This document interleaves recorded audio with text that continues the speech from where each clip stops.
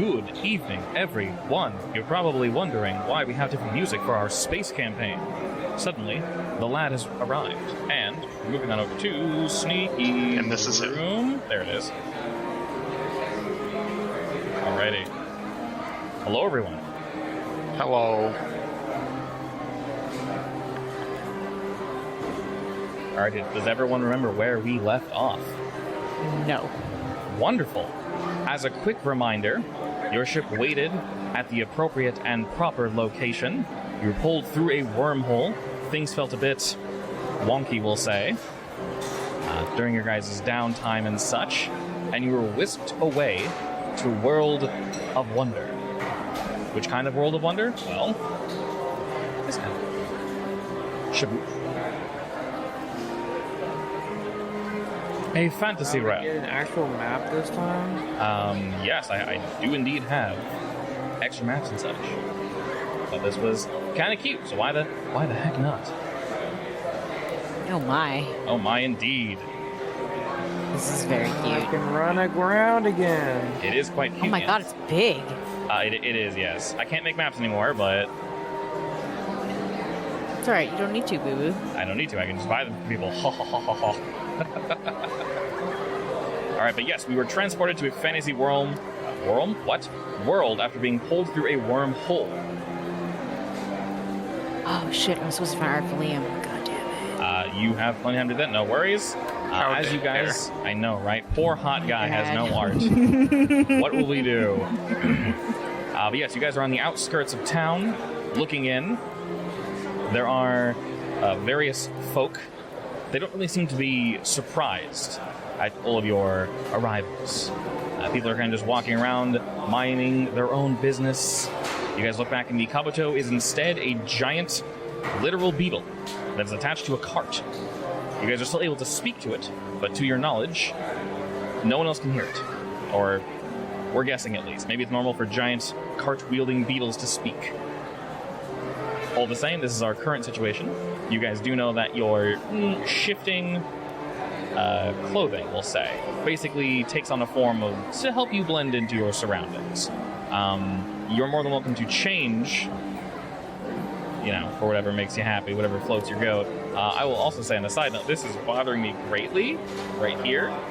The fact that the rock and that shadow are incredibly disassociated. It's almost like the rock is floating. Oh god, that bothers me a lot. Why? I mean, almost everything looks like it's floating. Oh man, I mean, some of the shadows are pretty good, but damn, that rock though. That looks like it's floating. Yeah, the shadow's a bit too dark for a plant. All the same. Maybe the rock is floating. You know what? Fantasy world, the rock is floating. Screw logic. Where's this shadow? Doesn't matter. It's a floating rock. These are all floating rocks. Alrighty. Anywho, if you guys wish to change what you're currently wearing, you're more than welcome to. Liam and Ryder are wearing very similar outfits. Liam looks more similar to an archer, effectively. Just imagine your fantasy archer.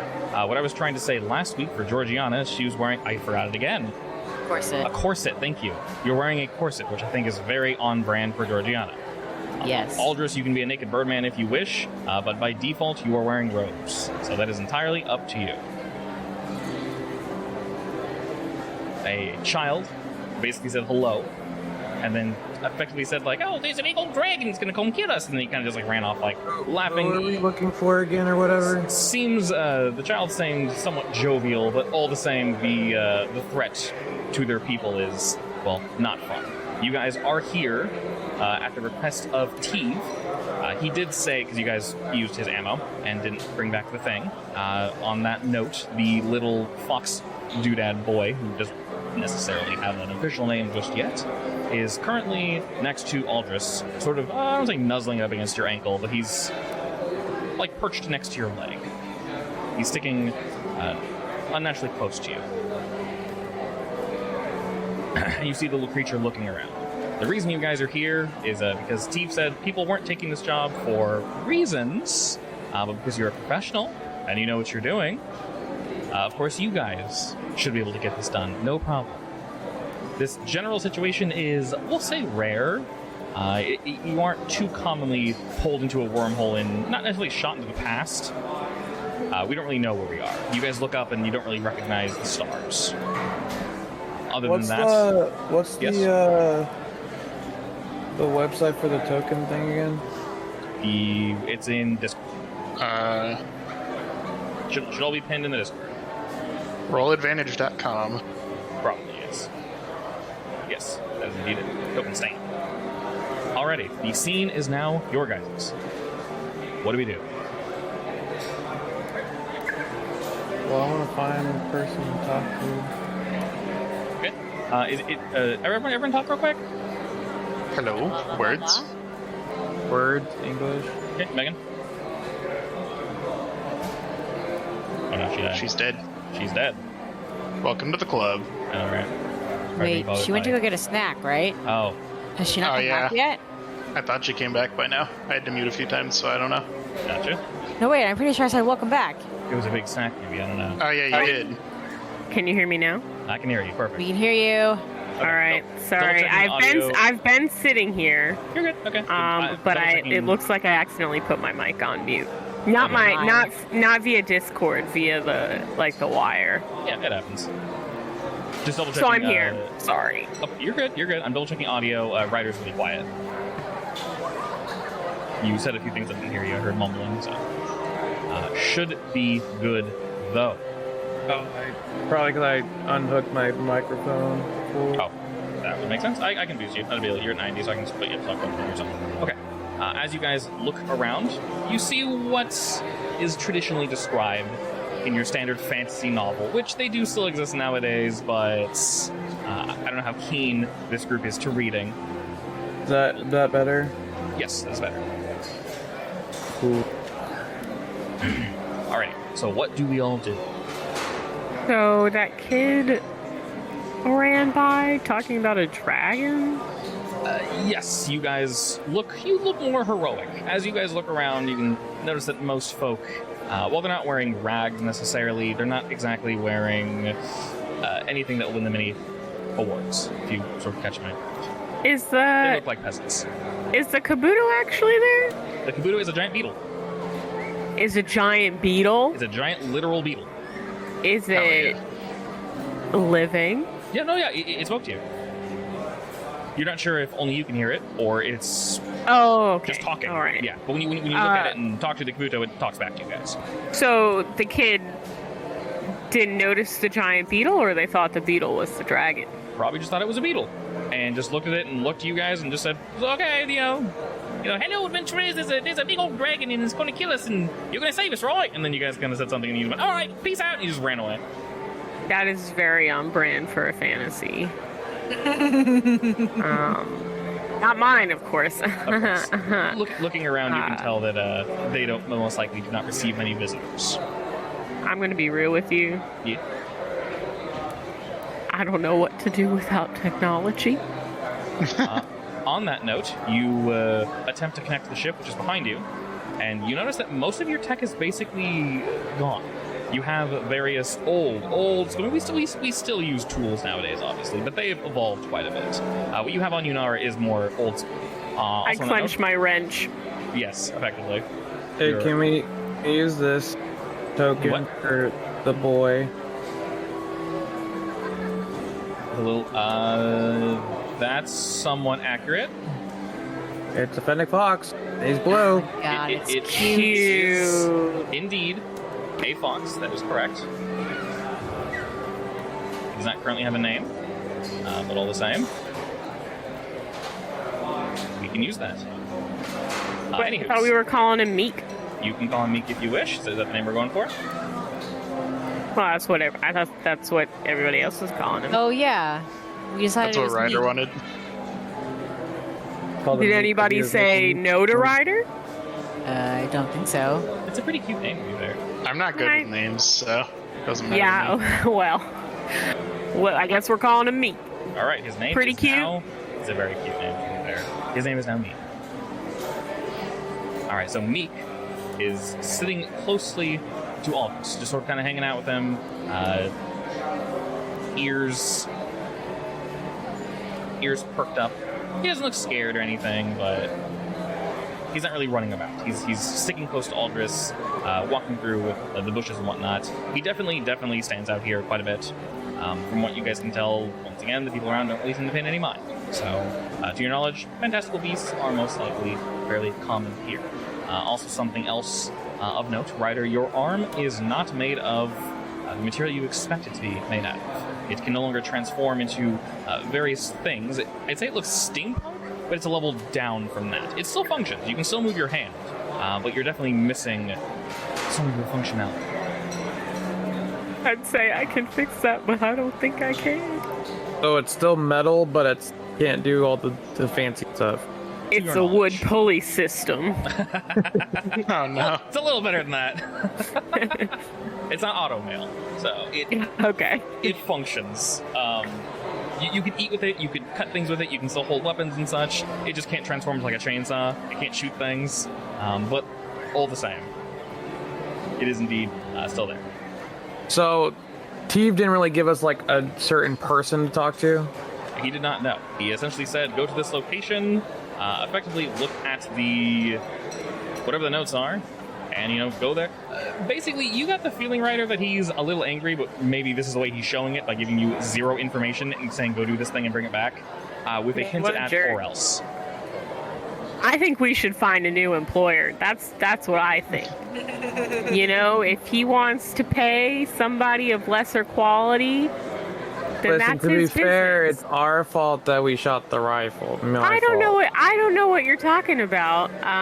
We didn't do that. We didn't do that, actually. We would never. As far as I'm concerned, it never happened. And Fair theoretically, we did not give him the boy, but I covered for us. So Yes. Yes. that's why we're doing this mission. And the boy seems none the wiser. He's just hanging out, doing his thing. So what do all of you do? Like I said, It's a good boy. many folk are walking around. I kind of want to find like the town's like, I guess, chief, leader, person. Sure. Mayor? As we begin to look around, there is a large building in front of you, but the largest building that you guys can see from your current location is all the way across the map near the little pond. We'll call it a pond. Is there a blacksmith anywhere? There is indeed a blacksmith. You're not really sure the quality of their items. Oh, you can hear animals, you hear people chatting in the background, but you can hear the distinct tink, tink, tink, tink, someone working away on an anvil.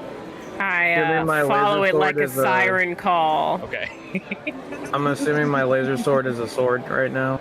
Correct, Ryder. Your laser sword is literally just a blade. However you want it to look is how it will look. Liam is wielding a bow and arrow. What about my rifle? What does that look like? Your rifle is a bow and arrow. Or a crossbow, if you wish. I go with crossbow. I will say, this is partially... well, not normal, we'll say. It is very normal for your clothes to change in this fashion, but you should still have your laser sword. It is literally not a laser sword.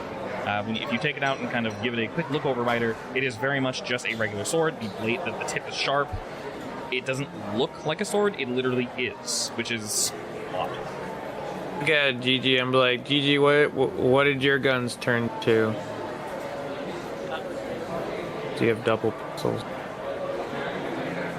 I check. Well, as long as it fits the time, Georgiana, whatever weapon you want. I mean, I guess in that case, they would downgrade to an earlier version of what, like a revolver? There would be no revolvers, but they would Hand be crossbow? like a hand crossbow or like a dagger. Oh, or so something. even earlier than that? Yeah. Yeah, so long story short, any guns or crossbows, any laser swords or any kind of lasery weapons are now swords. You guys have no idea where your mechs could possibly be either. The Kabuto is large, he's like about the size of a horse, but there's no way there's mechs inside of him, so... I guess I'll take Maybe. crossbow too. Okay. Then I frantically pat for my lollipops. You pat around for your lollipops, don't find them, but you do find various baggies full of dried herbs, dried fruits, and then some dried meats. Ooh, who doesn't love a good, like, Good trail mix. yeah. Gigi, is everything okay? My lollipops! My lollipops are gone! Oh my god! What are these things? Georgiana, do you have any dried figs in there? I love figs. I don't even know what a fig looks like. God, I hope you know what a fig looks like. Have you ever had dried figs? Maybe once. I love figs. I think we can stop by the local I'm sure there's street food. grocery store place, see if they have any candy here. Oh my god, yes! I need some candy! Ah! Definitely something you can do. Where's the blacksmith? We will say the blacksmith is located. I'll put you there, right there. All right. I love to learn. I I'm go gonna in. go find the person of the Okay. Effectively, the mayor will be at the pond. Mr. Aldous, where are you? Liam will just follow you, Georgiana, kind of looking around like, is this shit normal? You guys don't seem to be panicking. The cop is just waiting. Patient. Hey, I'm panicking.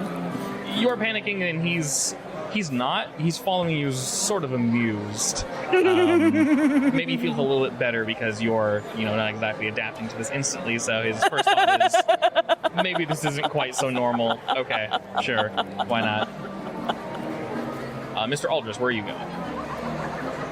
Well, everyone just kind of ran away from the Kabuto, so I guess I'll take it in towards like an inn or something if I can find something like that. Sure. We will say Just there. set around there. We'll say that there's an inn down here to the south. It's this large black building here.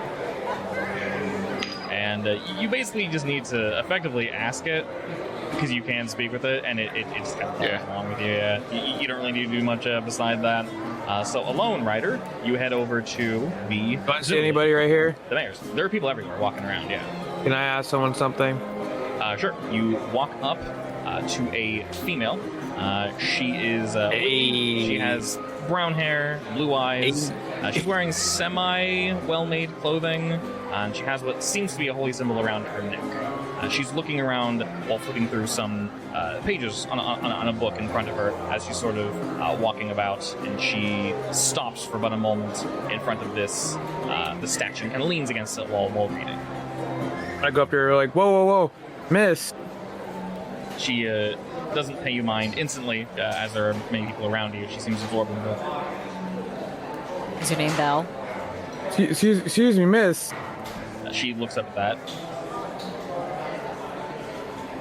She's staring at me, or She's just looking up like, who's talking to me, what? She hasn't said anything. She just looked up. am I next to her, or? You've we'll say you said that before she was close by. Now she's incredibly close to you after you said this. Miss, I have a question for you. She looks down at her book and then slowly kind of closes it while keeping her finger in to hold the place. And she looks at you and goes, "Yes." If you're down here, then who's? Sorry. Go on. I have an idea where this is going. Yeah. She might be judging you harshly. It's hard to tell. I had it, but then you did the whole finger thing. if you're down here, then sorry. I was thinking something with angels. Composure. My bad. Ryder does not immediately just puke on himself and then run away into a corner. Yeah, He's better than that. Not yet. It's like I knew what I was gonna say, but then I'm like, oh, sorry. Yes, sorry. If you're down there, if you're down here, then who's running heaven? She looks at you and kind of starts like she turns her head to the left and then turns her head to the right. Goes, "I'm sorry, what?" You look like an angel. She looks down at her book and then back to you, and she's still looking around like, is this a joke? Thank you. Very welcome. Name's Ryder. What's your name? Mia. It's a Mila. The L is silent. Nice to meet you. Oh, okay, Mia. Mia. And she's Mila. kind of, she's sort of just staring at you, and then Well, you wouldn't know there's an L though, right? right, yeah, she didn't say the L She's silent. not pronouncing it Yeah. unless she Oh, says you that didn't it's say an L. Mila. No, you she said said Mia. I'm saying the L silent. Sorry, I'm deciding for you. She kind of like looks more interested in going back to her book, and she hasn't opened it just yet. And while she's looking at you, Ryder, she's like, "Can I help you with something?" What are you reading? A book? What kind of book? What kind of alchemy? So are you good with the magic? No. No magic. Science, though. Yes, well, I'd like to think I am. I'm learning at least. No one can do magic. That's silly. Oh, no one can do magic? No. And she's smiling herself while you're saying this, like you're trying to be funny, aren't you? So what do you do with alchemy then? Cure people's ailments, fix things. Honestly, for me, a lot of it is just learning. You ever see one of these? And I show her my metal hand. She looks at it and sort of puts the book down a bit and scoots it a bit closer to you, and with her hands up, she kind of put the book in like a side bag. She hasn't touched your arm yet, but she looks like she wanted to, and then kind of stops and goes, sorry, may I? Sure, go right ahead. Okay, she starts kind of poking at the arm and looking at the various bits that allow it to work and such. You can tell it's definitely beyond her, which is kind of helping you grasp for maybe the technological advancement of this civilization.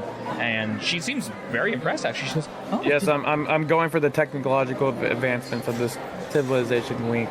Did you make this yourself?" I did indeed. You like it? Ooh, I actually did. I've not seen anything like it ever, actually.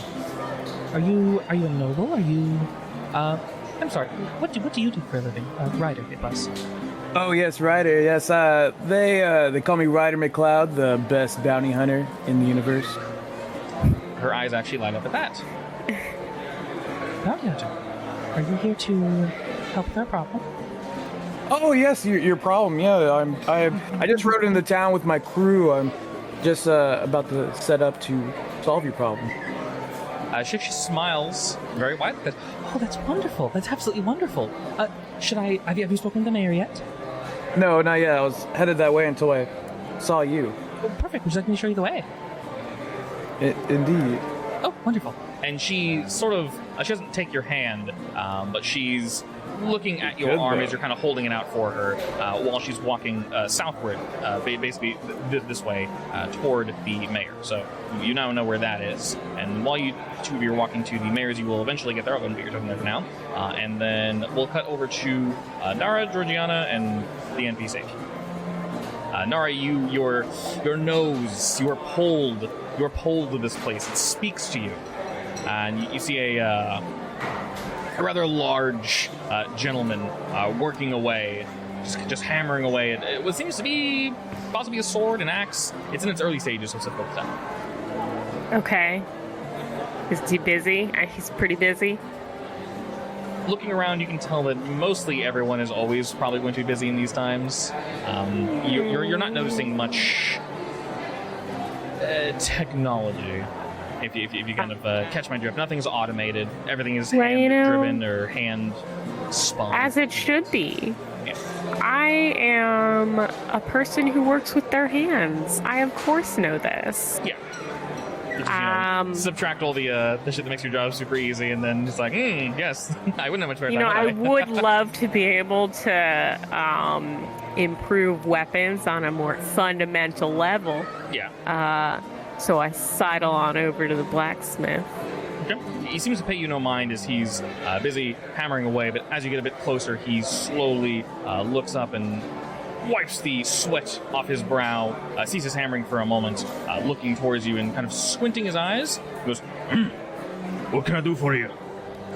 Looks like you're doing good work. He looks around to his shop, kind of narrows his eyes a bit and says, "You having a joke?" Nah. Why would I be having a joke about that? I take this sort of thing incredibly seriously. He licks his lips a bit and kind of, "All right. Well, thank you. Would you, what can I do for you?" Would you be willing to teach me the basics? He seems very off put at this. I'm sorry, what?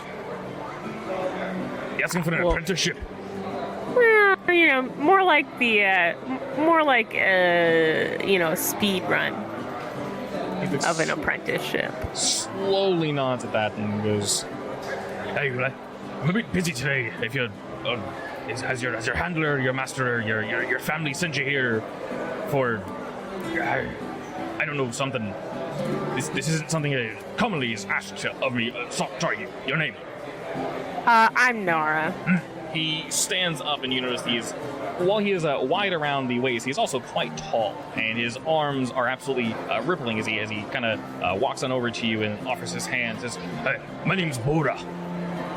I give him a really strong handshake. All right, he's kind of nods with that. He's pretty impressed. He can tell you work with your hands, and you can tell that he very much works with his. There are calluses, and his skin is very, very worn, very tough. And he kind of nods at you. He can tell you sort of have an eye. And I will say, Nara, you can tell that he's not definitely the best blacksmith.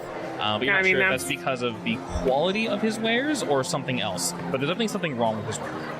There's something wrong with his work? Yes, it's difficult to tell on first glance, but it's definitely off. You're not really... Want to know. Yeah, you're not really into like actual blacksmithing. No one is really. That's all done by machines and such nowadays. But there's definitely something off about it. The way the metal is weaved. There's like pockets, like air pockets. It's very strange to look at. Like it should function, but it looks off. Like, is it the type of metal he's forging with?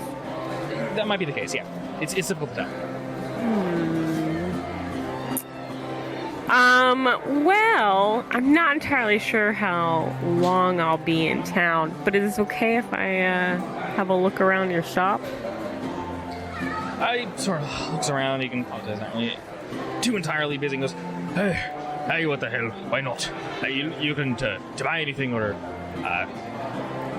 just sort of seeing what you can learn. All right. Thank you. All right. He turns back around and begins to whittle around a bit more.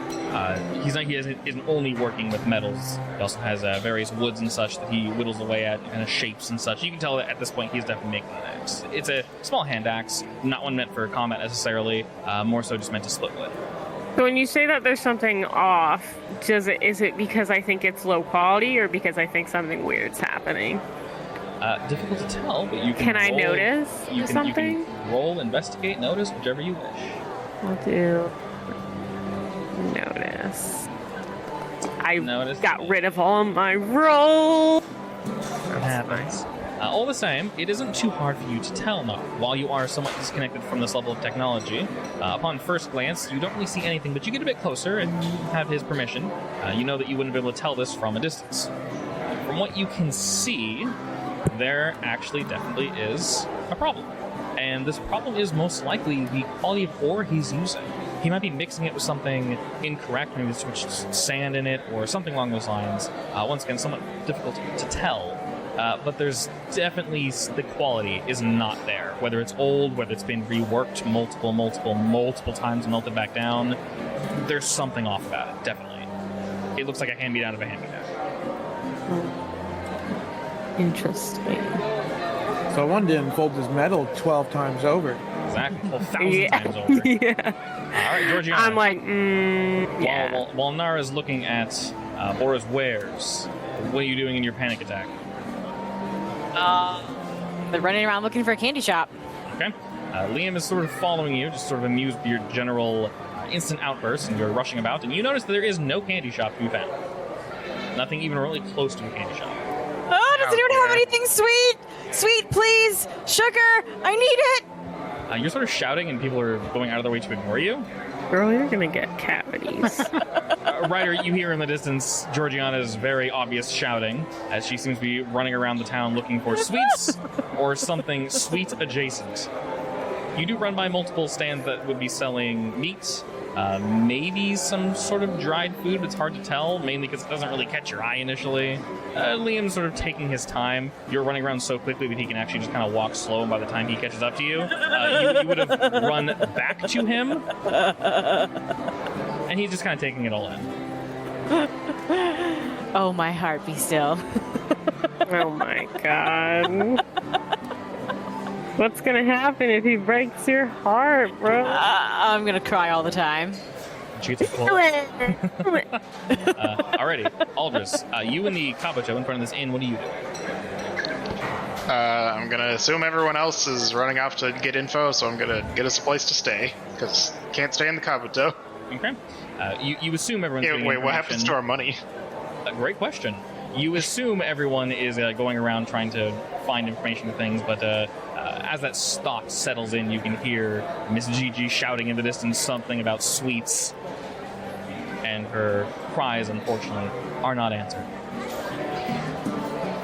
But This town is rude. you do indeed move on in, and the person up front, Aldris, is more than willing to assist you. They don't seem put off at all by the fact that you're a walking birdman, although everyone here you do instantly recognize as just human. No horns, no scales, nothing strange. They are just human. It is a bit cold here, so they have thicker animal skins on currently. It's not necessarily winter, but it's probably Just mentioned. humans. That's boring.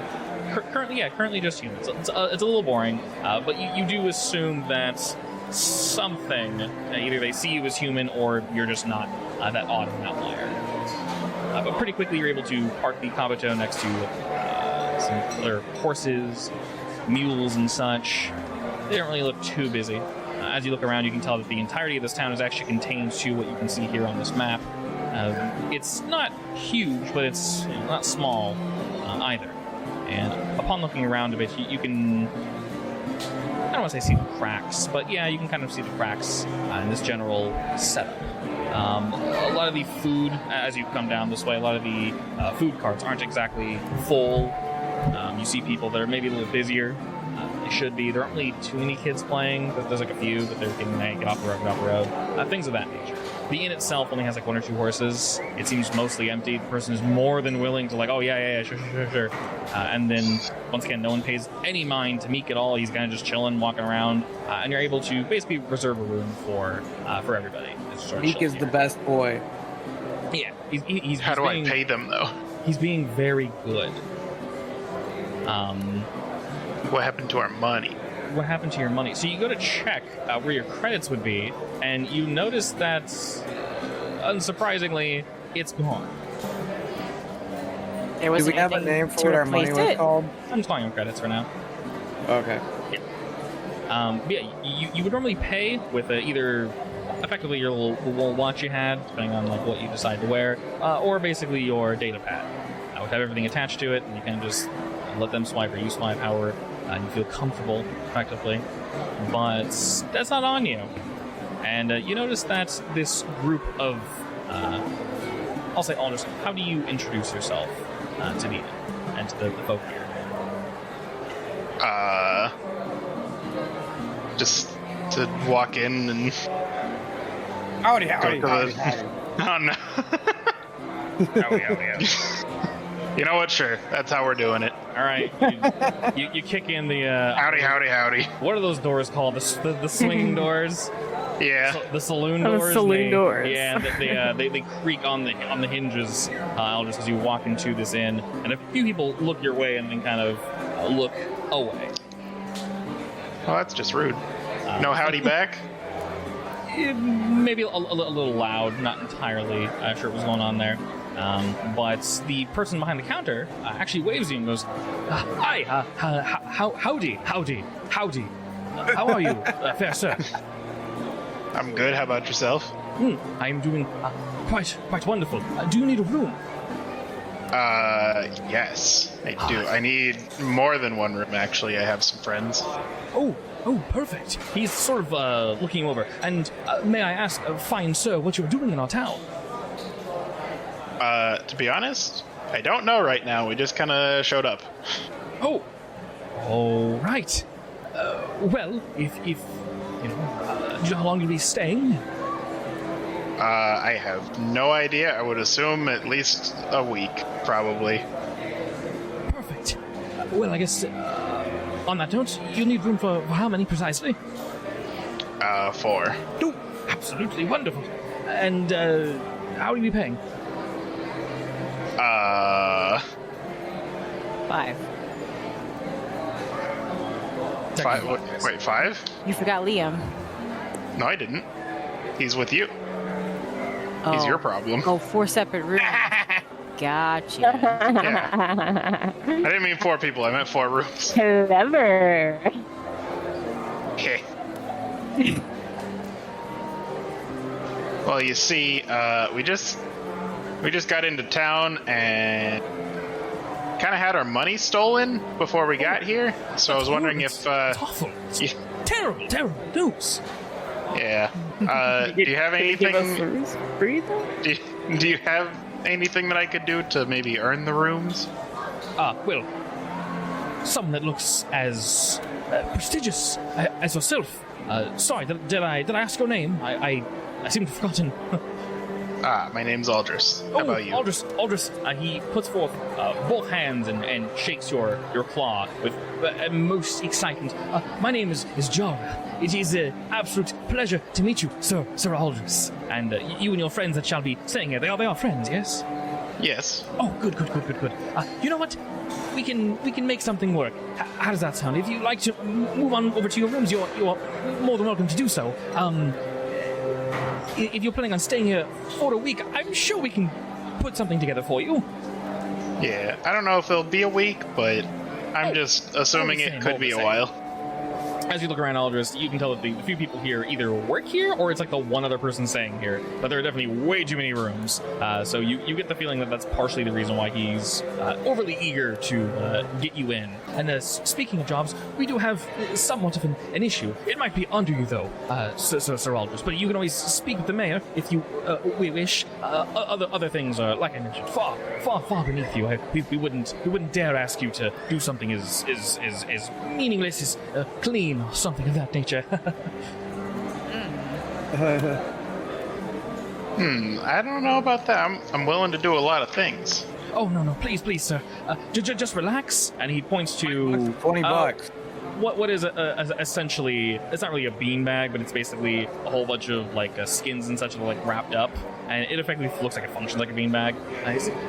Please, kick your feet up here with you and your little friend. And he stares at Meek for maybe not a little too long, but a second or two as he kind of pauses and looks back to you. He says, "Will that little one be staying with you?"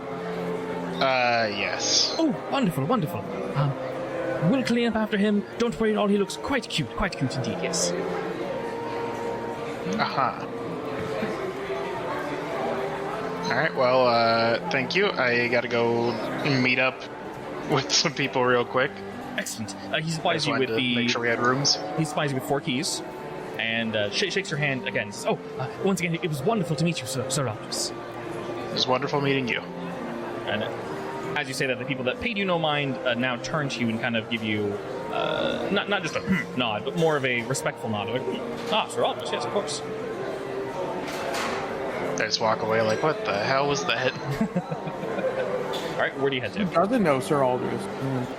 I guess I'll go find Georgiana as she's running around screaming. She is indeed running around screaming. I will help her look for something sweet, I guess. Something sweet to eat. I'm on my way back to where the Kabuto was. Okay. Oh, well. Well, then you're gonna run into Aldris. Oh, where it was. You run into no one, but Yeah. you'll pretty quickly see that he went south. All right, then I'll follow the trail. Okay. Well, you see Aldris exiting the inn. Liam was actually already waiting here, you notice. He stopped following you and sort of just probably assumed you would be here. You'd eventually make your way here. He knew. Yeah, and as you exit the building, Aldris, you see Georgiana just like looking for food, and just, oh, there's my friend. Kabuto, please tell me if there's candy here. The large beetle slowly turns to you, Georgiana, and says, by your definition, no. What do you mean no? Are they some? Not with the current technology, no. Oh, my ears. I'm actually surprised our mic is even picking that up. I am sorry, but it seems you'll have to currently bear with it, Georgiana. I'm gonna fall down and start crying. Pathetic. The beetle just slowly turns its head down to look at you, and Meek walks up and nuzzles against you as you are having a panic attack on the ground. I will hug Meek to me. Meek makes not a purring sound, but a sound of endearment to you. Nara, did you head down this way after getting a, not necessarily like a lesson, but just kind of a quick discussion with the lad? Yeah. Okay. I figured it would be good to meet up with everybody and find out what's going on. All right, you hear before you see Georgiana having a fit on the ground, and maybe she's calmed down a little bit because Mika's nuzzling her. Just a little bit. Just a little bit. Walk down by her. And I'm like, you need to get yourself together. But Nora, there's no I'll key figure it here. out for you. I'll figure it out for you. Oh, you're the best! And I'll hug Nara. Are you like covered in snot and just a mess right now? No, I'm a pretty crier. You're a pretty crier? Okay, excellent. Those don't exist. I was gonna say, is that a thing? I don't know about that. Okay, so Georgiana thinks like when she's done crying, she like whips her head in slow motion. Her hair like does the thing, and like the tears are like, oh, like, got a like, gentle- glimmering. Yeah, Like She's little actually a bubbles mess. on her cheeks. it's a gentle cry, and like the light catches her tears as they're like whisked off of her eyelashes. But like in reality, she's just like Just like sobbing. stars. Exactly. She's like, just- Oh Huge my mess. god. exactly. She goes full magic. I don't tell her she looks disgusting. Yeah, she probably looks all horrible, but she thinks she looks great. I will try and figure out a way to get her candy though, just for the record. Oh. Can I make magic candy if I have like ingredients? You think you might be able to, Aldris, but it's not really something you've tried before. From what you gathered, the innkeeper did actually tell you, Gerard did tell you where the mayor was, if you wish to speak with him. Well, first I'm gonna hand out room keys. Everybody gets their own room except for Liam. He's with Georgiana. He understands. Also, they're real weird in there. They treated me like some kind of royalty or something. I don't know. I told them I had no money and that we could work a job or something for them for rooms. And they just kind of gave us the rooms. You know, I think there's something weird going on here. I don't know what it is, but I'm suspicious. Yeah, so am I. Where's Ryder? Ryder's to the northwest of where you guys are currently located. You weren't necessarily given a map, but you're given very quick instructions as this place is quite small. It is literally just straight north, and then straight west of here, the large building next to the pond. Ah, that's the mayor's place, right? Indeed. Well, do we want to everyone else head over there? Is that the plan? Sure. While we're walking there, Yes. I am going to try and think about how I can make candy. Sure. As you guys begin to... So I will very carefully dab my face Okay. and stop. Pathetic. I'll stop crying. All right, excellent. Why are you going to ask what's his face for a little pick me up or something? I mean, I can't in public, but I will take his hand. Oh, that's not what I meant, but jeez. You technically could, it's just not a good idea. Yeah. It's just a little indecent. A little? But just a little. A little. Yeah. It's like a 9 out of 10, just a little. Yeah, 9 out of 10, just a little. All right, as you guys begin to head that way, Ryder, you are indeed already there, and Mia seems very, very excited and intrigued on how this arm of yours was put together. And as you guys arrive in front of the mayor's, she sort of points to you and says, "If you'd like, I can come in with you. Did you mention you have friends here? Are you here alone, or?" They'll be here in a second. Well, wonderful. Do you want me to wait outside for you? I can come in with, I guess. I don't know how much I can do in there. It's up to you. You want to wait for me, or you can come inside. She sort of looks around a bit and sees a bench and then sits on it and begins to flip through her book. I can just spend some time reading. Wouldn't bother me, as long as you allow me to look at your arm again.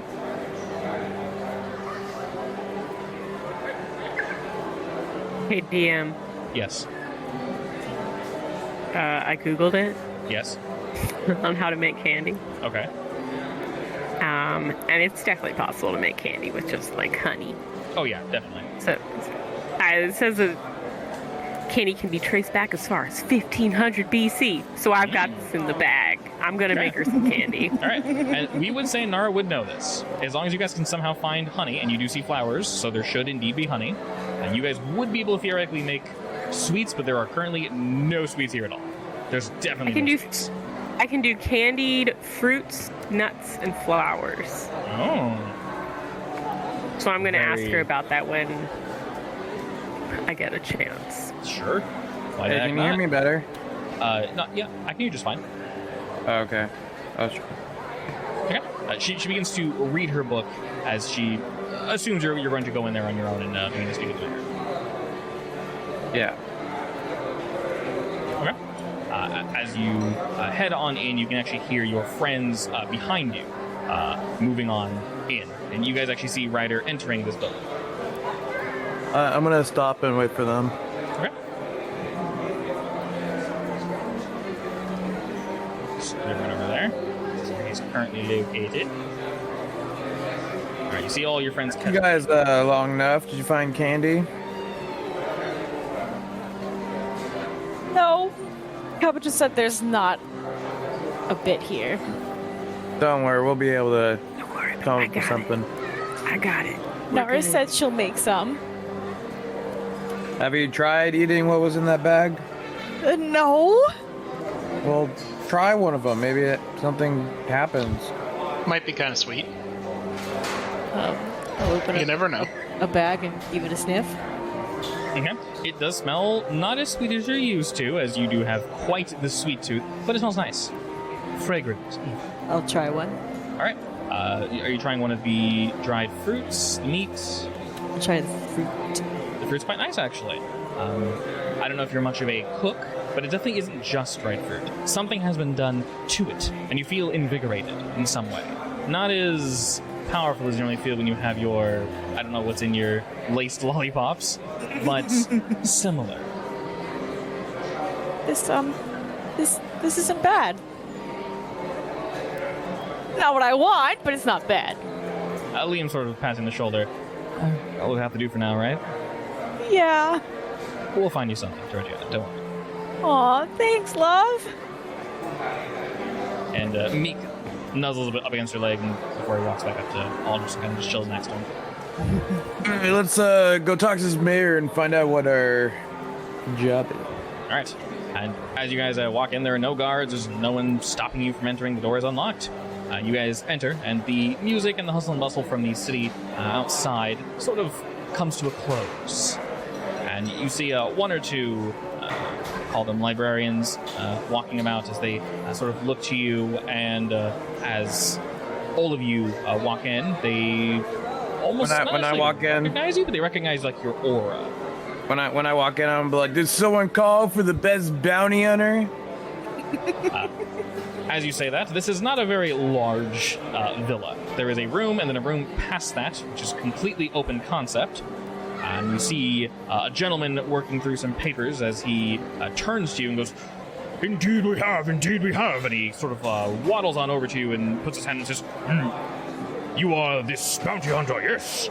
I am the bounty hunter, Ryder McLeod, with my crew, the best crew in the galaxy. We're here to help you.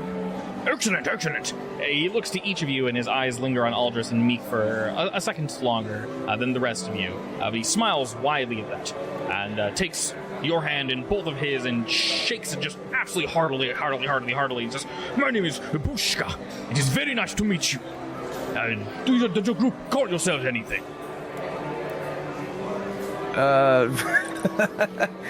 Put me on the spot.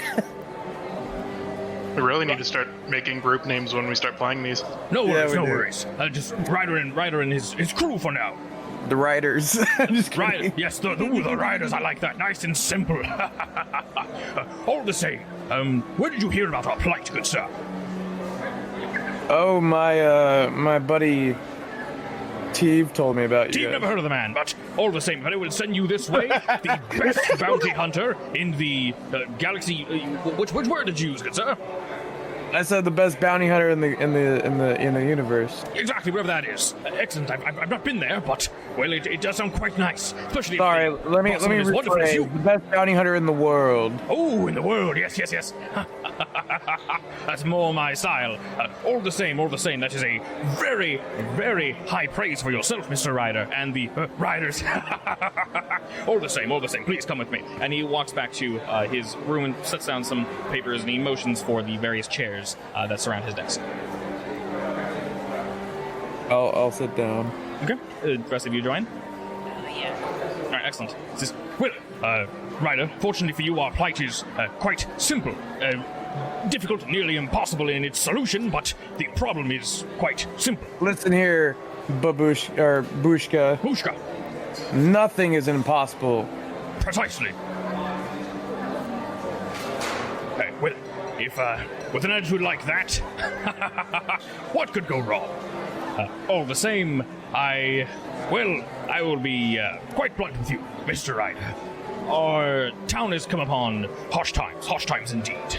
There is a beast, an absolute dreadful beast in a cave nearby. It is preventing any incoming, outgoing, anything truly. People are scared to come here. For some odd reason, it's keeping us axed off from the rest of the world. And, well, if we try to leave for any reason, well, let's not talk about that. But all the same, if you could fell this mighty beast with you and your group, Ryder, our lives would be in your hands. Anything you could possibly ask for, and we'd be more than willing to hand it to you. Listen, I've failed great giant worms. I've killed plenty of aliens. This is not gonna be anything to me. Great worms, interesting. Well, speaking of great worms, this is indeed a great worm. A large, scaled beast of flame and death. Unfortunately, we've been unable to so much as lay a finger on it. Everyone that we've sent toward it has been, we assume, consumed by it. Occasionally it does leave its cave, but, well, it's resided there for quite some time now, and I'll be entirely honest, no one is smart enough, or let's just say, no one's been able to attempt to take on the beast. We're more so, he kind of looks around a bit, and you can see that his assistants have moved into another side room as he leans toward you, and sort of in hushed tones, but you all can hear. I'll be entirely honest, with it cutting us off this way, we won't be able to last long. We're eventually going to run out of whatever. Food. Well, honestly, it's all we really need is food.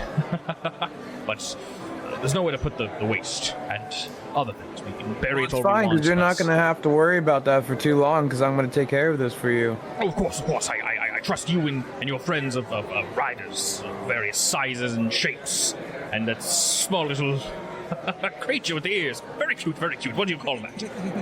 His name's Meek. Hello, Meek. I like you very much. He kind of just kind of like runs around. I'll just like, quite cute. Fortunately for you, the directions to get there are quite easy. It's just north of here, past the large rocks. You won't be able to miss them. Trust me. And you said it's a big scaly monster? A very large scale beast that flies. Yes. Like a dragon?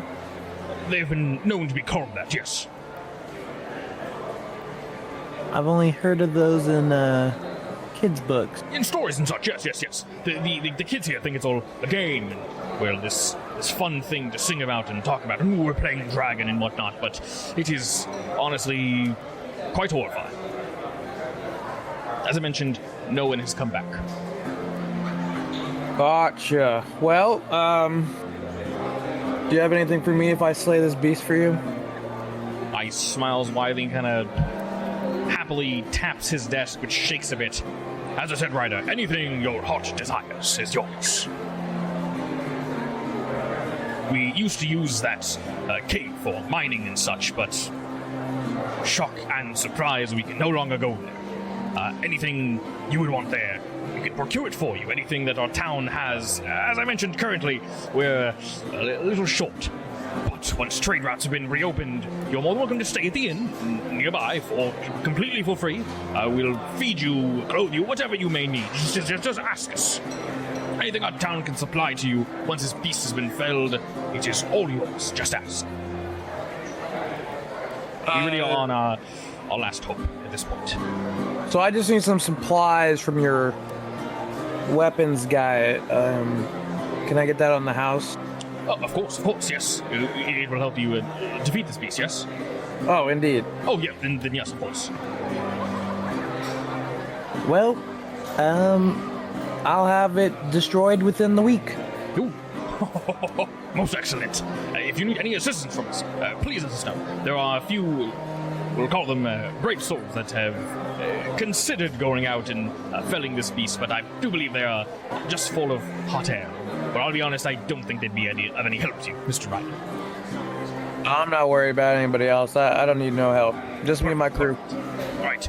Well, I don't know if you've been acquainted with him just yet, but Bora is the name of our blacksmith. He's just up the road to the right, past the small trees. He's useless. Thank you. I'll be in touch.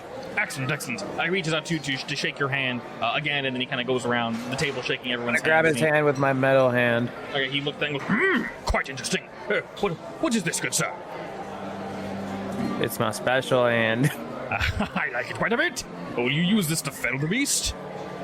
Oh, I use it to crush many things. Oh. Well, hopefully you can crush this scaled monstrosity. As he said that, he goes around the table shaking everyone's hands, and then pets Meek, who nuzzles into his hand, looks at him and kind of gives him a little meow, and then he goes like, oh, wonderfully cute. And he sits back in his chair and then just smiles at you all and says, well, whenever's most convenient for you all, of course. All right, toodles. He gives you all a quick salute as you leave his office. We. I guess I go back up to Mia so she can look at my hand. Okay. What do you say to your allies? Oh, were they not in the room listening to that? I mean, sorry. What do you guys all talk about now? This It was is... a little too easy, wasn't it? Yeah. Everything's been a little too easy so far, except for Maybe? you finding candy. Maybe this is a simulation. I feel like it is as well because there's we in no the way we Matrix? time traveled. Maybe there's something wrong with the blacksmith stuff because he has to keep remaking it. Because nothing ever gets bought. I mean, has anyone else seen anything weird other than the blacksmith and the people being weird in the tavern? I mean, everyone ignored me when I cried for help. No, that's not unusual. I'm just Yeah, that's pretty normal. Smack you. No! Do you not want me to make you special candy? Exactly. You're paying take that attention to me. Take it back! Fine. Thank you. Don't, Wow. you know what? Fine. I'm gonna make candy for everybody except for you. Crew, we gotta calm hell yeah. down. We need to figure out what's going on in this town.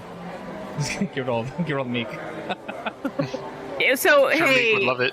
hey, Aldris. Huh. You said that the people at the what's the word? Tavern? Is it a tavern? Tavern? It's not a hotel. It's an inn, yeah. There's no alcohol. An inn. Yeah. That's what it was. You said that they were in, but they were super accommodating. Yeah, they kept calling me sir and basically treating me like royalty. Royalty? Words. Loyalty. I'll just have a question for you. Can I go into the inn? Yeah, definitely. Do they treat me the same way? If we go quickly in and out, Nara, they do greet you. Do you let them know you have the key, or do you just like swing them by and say what's up? I'm not gonna tell them that I have the key yet. I'm just saying what's up. Okay. You swing by, and while they seem somewhat accommodating, the folk that are working there don't really pay you any mind, and the gentleman behind the counter seems nice, but I don't want to say he's over accommodating. So it's a little difficult to tell if maybe Aldous just read it wrong Hey. or something else, but he's not overly excited to see you. I'm gonna say, hey, I have a room here. He sort of perks up that.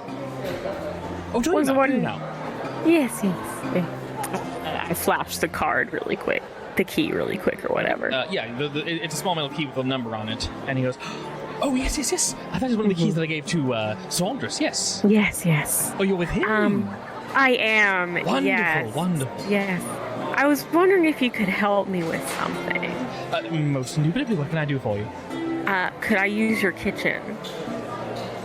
It's a little lacking, but yes, you're more than welcome to. I What will you be only using it need for? the. I just want to make something for my friend. Oh, sure, of course.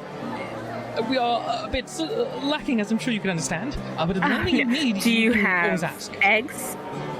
Some, yes. Do you have honey? Very limited amounts. Do you That's have sugar? No, unfortunately. Completely useless. I don't say that. Okay. I can still make it with honey. That's fine. I'm gonna go into the kitchen. I'm gonna try making it. He sort of like watches you as you're using and he was quite serious. They have almost no honey left. Do you use all of it? Make a lot? You're just using some. Just some. Okay. Roll me crafts. This is the most craftiest craft thing I've ever heard. Oh my god. God. Oh I my believe. God. Make the best candy. Hey. Hey. This is your good stat. Yes, Nara, you're somehow able to get more candy out of this than you were initially anticipating. And during your taste test, it's not the best, but it's for what you had to work with. It's pretty damn good. What do you make exactly? Nice. I made a handful of candied. God, what fruit did they have? Did they have any fruit? You can see various fruits. They are just dried strips, though. There's no fresh fruit. What time of year is it?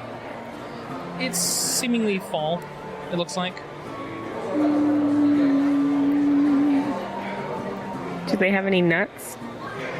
There are some nuts, yes. I'm gonna make candied nuts then. Sure. Like walnuts or whatever. Definitely. And they turn out quite good. And like I mentioned, you're able to squeeze the ingredients just enough to get, say about, 20% more than you were expecting. Nice. And the innkeeper watching you initially is a bit apprehensive, but upon watching you work your magic in the kitchen, he's impressed, actually. Doesn't mind at all that you're using some of his ingredients. Nice. The entire time he's like, okay, all right. And he kind of, interesting, I have no idea what she's doing. So very much that. I salute him. All right, he's just kind of taken aback as to what you've just done, and it's just, all right. Do enjoy your day, friend of Solaris. It's same to you. Thank you so much for allowing me to use your kitchen space. Much appreciated. So you now see you as you exit, and the two people that were working around also nod to you as you leave. All right. So before I walk out of the building, I wanted to ask Aldous a question. Just so it's out of earshot of Mia. Okay. I'll be like, Aldous, have you been able to use any of your magic? I have not tried yet. The would reason I assume ask that is I've mentioned magic to the girl outside, and she laughed, said there's no such thing as magic, and she's an alchemist. I'll try real quick. Try to make a little tiny light. Okay. Are you hiding this, or? A little bit, yeah. Okay. You're able to. It takes a second almost, maybe a second longer than you're used to. And when you do attempt to do this, Meek looks at you, and you're able to summon a small light. You can put it out pretty quickly, so no one notices it, that you can tell at least. But yes, your magic is still available to you. It's still working. Did we notice that he struggled a little? It's difficult to tell as you guys are not inclined to the magic. You're not sure if he was waiting to make sure no one could see, or waiting because he was struggling. I'll say less struggling, more so he kind of put his hand out, and it should have just been there, and then you'd wait an extra second, and then it popped up, so he wasn't like, ah! Well, that's interesting to say the least. I think maybe we are in whoever said in a whatchamacallit, Simulation. Maybe. All right, so I go outside and I go up to Mia to show her my arm. Okay. She happily puts her book down and begins to look at your metal and wooden arm again and says, "So remind me again, you put this together yourself, yes?" Indeed, I did. It is honestly quite impressive. Do you have any other body parts like this? Do your friends? Oh no, just my arm. Oh, very interesting. You'll have to show me how you did this. I will be honest, I've not really left the town, but I've not seen anything like this ever. I've also crafted this, and I pull out my sword. Ooh, and your sword actually glimmers, Ryder, as you pull it out, and it kind of. Can it be like a slight, like in the reflection of the sun, it's like slightly green? Sure, yes. When the sun catches it, it's the light that actually reflects from the blade is somewhat green, and she seems like she's looking at the weapon, and she looks at you and just looking over. He says, "Where did you all come from again?" This is my shadow piercer blade. She's kind of nods slowly at like, "That's amazing." Like she there's no words. She's just completely taken aback. You could say it's magical. I know you said it's magic is silly, but you know. Oh, I'm sure there's some chemical reaction that causes it to do that, but that is still amazing. She seems Can I make it glow a little bit? Yes. She's not looking at you. Go ahead and roll lore. Want to like actually make it kind of look like a laser sword? Yeah. Okay. It takes you a second to focus on it, and maybe you give it a little too much juice. But after this weapon has already caught the sun, it seems to just continue glowing and glows brighter and brighter. Is it continuing green, Aldris, or are you going for a different color? His sword's usually green, right? Yeah. Then it would just be green, yeah. Okay. This causes her to just completely mouth agape, drops her book, and she looks at you and starts like to look at the rest of you guys and says like, "Where did you get that?" I crafted it. She kind of puts her hand on your wrist and says, "I would put that away. That is, well, Blasphemous. no, not blasphemous. It's just you might scare people. I can." She's trying to like find the words for it. I can try to rationalize with what I'm seeing, but most folk might not be able to. You are here to kill the beast, yes? You're not sided with it? Oh no, I'm slaying that thing. I'll bring its head back. Oh, she like breathes out. You can tell her apprehension is most likely because she's not sure if you're like some dark magician or something, or you know you're with it. But all the same, she kind of like deflates a little bit, and she bends over to pick her book back up and sort of dusts it off and puts it in her side. May I ask, Mia? Yes. Have you not been far out of your village? No, like I said, I've never had a chance to leave. Unfortunately, this beast has been here for quite some time. There are much things beyond your comprehension that are out there, like this blade in my arm. I'm seeing that now. Yes. Are you trying to say people wield blades like this on every day? I mean, not my blade. My blade's special, but Of course. there's very unique things out there. And her eyes are just sparkling, looking at this weapon and your arm. She seems overstimulated currently and goes, "Oh, so much to think about. Well, if you're all here to slay this beast, I'll be around. I need to collect my thoughts.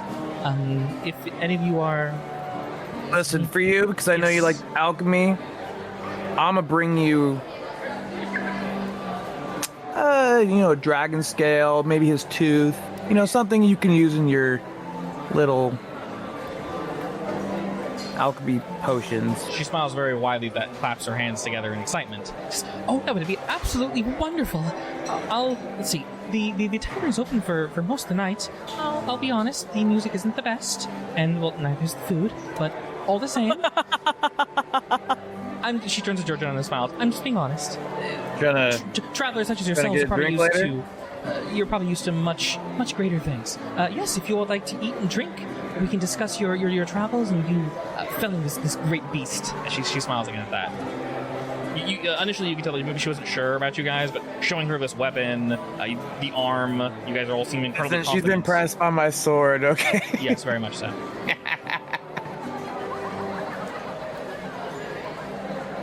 So effectively, after you guys have killed this thing, she basically invited all of you to swing on by to the town. Well, I'll definitely take you up on that. Wonderful, wonderful. She kind of pats her book and says, well, I have places to be, Ryder, and friends. And she smiles to each of you, and again, her eyes sort of linger on Aldris and Meek. And she looks down to Meek and stares at him for definitely longer and kind of smiles to him. And then Meek makes a cute little noise, and she smiles at that and kind of laughs. And says, I have things I need to look into, but I'll meet you all later tonight, some other time. Sounds good. Wonderful. And she turns on her heels, pulls her book back out, and seemingly is walking and reading at the same time, not bumping into anyone, just perfectly weaving around them. So I'm gonna look at the group and be like, all right, game plan for taking down the big old dragon. I mean, we need more info first, Captain. Oh, I thought you were going to tell us what the game plan was. Yeah, I mean, like, when I was a kid, I read this, like, medieval book, and, like, typically the vital spot is in its neck, because that's where the fire thing comes out. So, like, if we aim there, we might be able to explode it. But Yeah, but I saw this anime where they defeated it by sticking a pole up its butt. Oh no. Excuse well, me? I don't know about some enema dragoning. Wait, I'm but- sorry. You saw what? Excuse you? An anime where they defeated it. I'm sorry, by- what? That's really anime. By the What? way. It was pretty entertaining. What do you mean that's real anime? It's a real It was a real anime. It's a real anime. I haven't watched real anime with It was pretty good. It's real. dragon butt. No, yeah, he's fighting the dragon. He shoves a stick in his butt and it, like, moans, and yeah, it's Ew. in a funny way. In a funny way, it's so stupid. Thanks, I hate it. So stupid. It's awful. I don't think I consented to hear about this. I thought she was. Yeah, sorry. I thought she was lying when she talked to me about it. And she's like, "No, babe, look." And she hasn't seen it. And I'm Oh, like, look. "Dear God, it's real." It's So actually- my- it's really stupid. So my thought process is two things. Nara or Aldris, we can go with two plans. Because, you know, we always need a backup plan. Nara, if you can try to figure out how to create gunpowder. I know they don't have guns back or nowadays, but you can figure out how to get some supplies that can make something go boom. You know You I can love try a challenge. shooting that into its neck and making it go boom. If not, Aldris, you can try doing some type of spell thingy that also goes boom. That could also come in handy. Yeah. I can definitely do some boomy spells. Yeah. I mean, GG. I can't help with the fuck gunpowder, that too. bit. Yeah. Right, I GG? mean, Yeah. High five. High five. me and Aldris working together could be twice the power, right? Theoretically, Okay. Magic gunpowder bullets. sounds pretty dope. I'm gonna I'm gonna go to the blacksmith to see if he can create something for me. It's not he. I'm just telling you right now. I could do a lot better, but go on. right. Do your thing. You head on over to the blacksmith rider, and you see him once again working away, just like Nara saw him, and he wipes his brow again, sort of lets out a heavy breath as he puts down the axe that he is now finished. He looks over to you and sort of walks up to like what would be the counter, effectively, off to the side. He goes, Hello there. What can I do for you? Hi, I need you to make some big project. Your mic got like really quiet. Oh, can you hear me? Yep, you're good. I don't know what is up with It's fine. You're good now. Am I quiet or am I loud? You're perfect. Okay.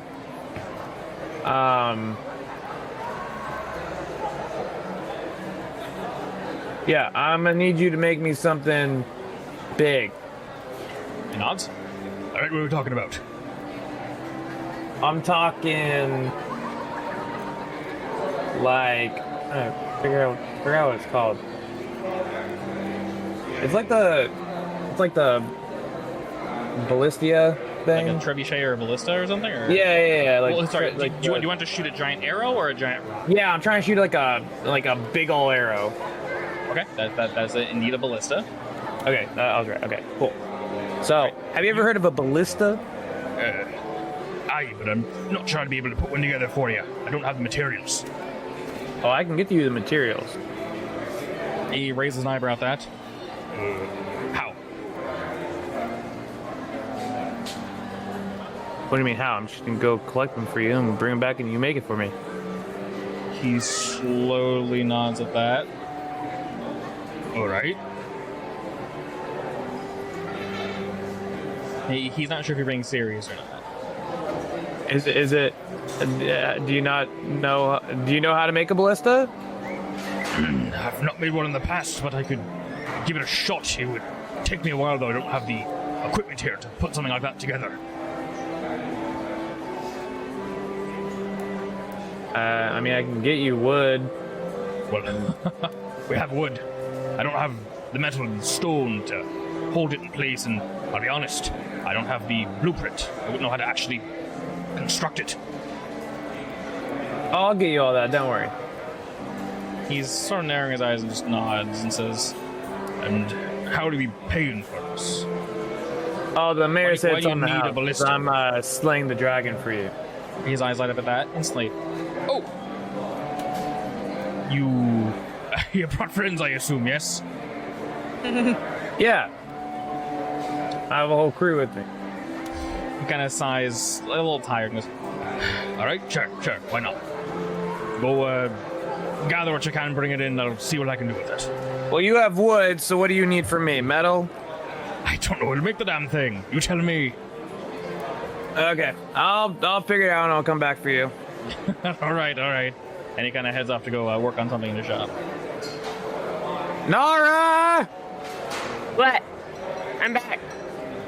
I need blueprints for a ballista so he can make it for me. Oh yeah, I can do that for you. I can draw that. Yeah, you could I very can draw easily a little diagram for you. I mean, ballista's really only, the stretchy rope thing, whatever that's called. There's a lot Leave going the descriptions on, to me, Metal. Ryder. there's a lot going on. Leave it to me. realistically. There's a lot more to it. Yeah, the major issue, obviously, is he doesn't have the metal and such, and to get the metal, you need to go into the cave where this dragon is, because they don't have any. Yeah. So it would have to be Alright. stone, or something stone adjacent.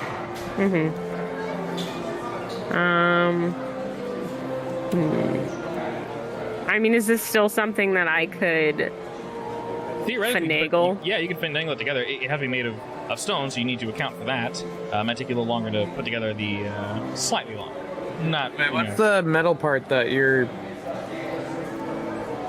Sorry, I'm just looking at them right now, and they look like they're mostly made of wood. They They are can be. mostly made of wood, They yeah. are mostly wood, but like, what are you gonna pierce? What's the arrow gonna be made of? Does he not have extra metal with weapons? From what Nara told you, it's not good quality, and a lot like looking around, they're not really weapons. They're tools, like small scythes for like cutting beets, axes for cutting wood, things of that nature. They're not weapons, and even these smaller things are made not poorly. It's just the material he has is bad. It'll break on impact. Effectively, yeah. It might just explode. Not great. Don't worry about it, Ryder. I've got this. So we need to find some type of metal or something that is strong enough to pierce a dragon's hide. Yeah. We'll figure it out. Okay. While you're putting this together, Nara, how are you guys gonna find this stone and/or metal? What if we Wait. have Meek just lick him? I'm just kidding. You know. There should be some prospectors in the area, right? Who mine the area? From what they told you, from the mayor told you, no, there's absolutely nothing. The only metal they have is currently in town, and only the blacksmith's able to repurpose it. Not great. Yeah. They Wait, literally wait. have nothing. They don't have anyone who just digs up the land? From what he told you, there is nothing. What they currently have is all they have. They're gonna run out, and then they're all just gonna die because no one can come to the town and no one can leave. So, question about that, the no one can leave thing. Yes. Are we like surrounded by like big, like, Are we like in a cove or something? Like why can we not just go like So if you were to look north? beyond the horizon, you don't see any towns. You do see hills, trees, and then some mountains, depending on the direction you look. But you don't see any civilization. So you have the feeling that, obviously, back in the day, you would travel from town to town. It might take a day, it might take half a day, etc., etc. We don't have quick travel, but everything would need to be horse, and all you've seen so far are horses and such. But they were probably used to having imports and exports from this specific location. They're also probably used to this mining cave that has been taken over by this dragon. So, to your knowledge, they have no imports, no exports, and the mayor very explicitly told you they are literally running out of materials, and once they do, they're just going to wither away and die. I'm gonna ask the Kabuto a question. Okay. You walk on over to the Kabuto, and it's like feigning eating grass. It doesn't really need to. It looks up at you and goes, "Hello, Ryder." Kabuto, are you good? I am quite bored, but yes, I am good, as you put it. Do you still function like yourself, or is there some stuff offline? It pauses for a moment and says, I seemingly do not have access to my database. Do you have access to our mechs? It thinks again for a moment. I do not. Huh. Because obviously I can't get in you because you're too small. Correct. I am currently an organism such as yourself. I am organic. I am a beetle.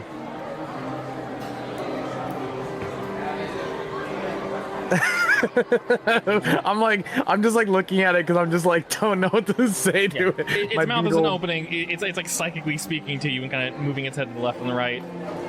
Little pincer clicks. Yeah, effectively. Do you have a do you still have like an ability to attack? Me? Define attack. Well, before I could shoot laser beams out of you. Oh, you mean my weapons? Currently, Yes, your weapons. And it pauses and thinks, do not have access to my weapons. I merely have these, and it kind of like holds its head up, and you see its pincers, and it puts its head down and shows it its large horn. I have this. How big would you say the Kabuto is right now? It's about the size of a horse. It's big. Tiny. That's a big beetle. Yeah, it's So like it's as a tall as beetle a horse? Yeah, Is big it like as horse. wide as like an SUV? yeah, basically. Big, It's so pretty damn big beetle, tiny ship. What? Big beetle, but a tiny ship. What do you mean tiny? I'm gonna turn to the group because I'm just assuming we're would all not like fit kind of in close the to the beetle. end. Oh no, nothing would fit inside. I mean, from what you gather, the beetle is organic. It's literally a beetle. It's not an illusion. It's not like I'm just saying. fake or metal. It actually looks like a beetle. I don't feel safe anymore. Yeah. Maybe if you look at it too much, it's a little unsettling, depending on how you feel about insects. I pet the beetle. The Kabuto likes the attention. So guys, what do you think about bringing the Kabuto into battle against the dragon? I think that's a bad idea. That's a terrible idea. But he's a big beetle. He is a big beetle. A Yeah, beetle is not. But the Oh, Kabuto is strong. I can Not don't like have this. face. Something. Rider, but depending on the strength of this beast, it might kill me, potentially. Oh, Then we yeah, will you are. never. You are organic. You don't have your defenses. This is true. Yeah, I don't want to damage you. It's to be a bad idea. I appreciate I didn't. that, I didn't pay all that money to get you just for you to break in this weird world. Indeed. Cause you're my baby. Anyways, we're not gonna break you. You stay here and eat grass. I It don't kind of think. looks around and goes, Do beetles eat grass? like I said, it's faking eating grass. It's like looking at it and then just like, it's like nuzzling against it, just like to look like a horse. But it's not sure if people see it as a horse or as a beetle, so it's like just trying to blend in. Beetles are herbivores eating only plants. Yes. Right. Beetles eat grass. Are they? That makes sense. I don't know why I'm surprised. It does Sure if make sense, but Yeah, you're not sure if it you know. needs to eat or if it's just doing this just to do it, but all the same. Just fitting in with the locale. So, does anyone want to come on a scouting mission? We're not gonna go fight the dragon. We're just gonna kind of go in the direction and see what we see. Okay, I gotta work on this ballista stuff. I'll go. Ballista stuff. I'll Sounds look at Liam. good. Me and Gigi are gonna Gunpowder go stuff? scout. Bat my eyes. Gotta Oh, work. yeah. We gotta work on it, Aldous. We gotta work on it. Wait, Very important. Gigi, before you go, Yes? I made you some candy. Did you really? Oh my god, I love you. Yeah. Yeah. I hand them over. I pop one in. It's delicious. This is amazing, Hara. You're a goddess. I know. Shut up, baby. I know it. Just for you, Gigi. Alrighty, and the two of you, Ryder and Georgiana, tell me precisely what you're doing in your scouting mission. Wait, Liam's not coming? Of course he is, but I can't ask myself what I'm doing on your scouting mission. Hey, Liam, what are you? I don't know. What am I I doing? know. So, Liam, what do you choose? Well, you see, Dean. I've been silent this entire time because I have this great plan. Oh, please, Liam, tell us. I'm sorry, I didn't see you. We're in chat. My bad, dude. You're late. It's okay, bud. Don't worry. My car broken. Oh, it's fine. It happens. All right. All right. So, what's the plan? What's the? Oh, you're asking. Oh, we're gonna What's the go. story? We're gonna go on the trail Okay. leading towards the thing just to see like if we can see any damage from it. If we can It's a see very food, obvious trail. If So- we can see like any people who are coming back from fighting it or trying to fight it or just anything. Definitely. This won't require any rolls or anything. As you guys move up to the north, or the direction they told you where the dragon should be, there's a pretty obvious trail, one that was definitely used in the past. You can tell many carts and horses and such used to come up and down this trail, but no longer. You don't see any people.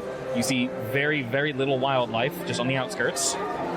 Most of them hanging about various bushes. You see some elk, some rabbits, things of that nature. And then just up ahead, it doesn't take too long to get there. But this cave is very close to the town, like very close. You guys do indeed see a very large opening in a mountain, which you presume is the cave. You do see some burn marks around the opening of the cave. You see various trees and bushes and such that have been long burnt down, and their husks just remain near the exit. And maybe about 10, 20, 30 feet also away, just dead, felled, gnarled plants that have been scratched by large claws. And around the entrance to this cave, you will also see many gashes and gouges taken out by, you presume, to be, once again, these creatures' fangs. So leading up to this cave, Mm-hmm. we didn't see anybody. Nobody, not a single soul. No one's stupid enough to come up here. So the only way to another town is going through the cave. To get to their town, you have no idea, that they didn't tell you. But to defeat this thing. Well, I just asked because they said their trade route is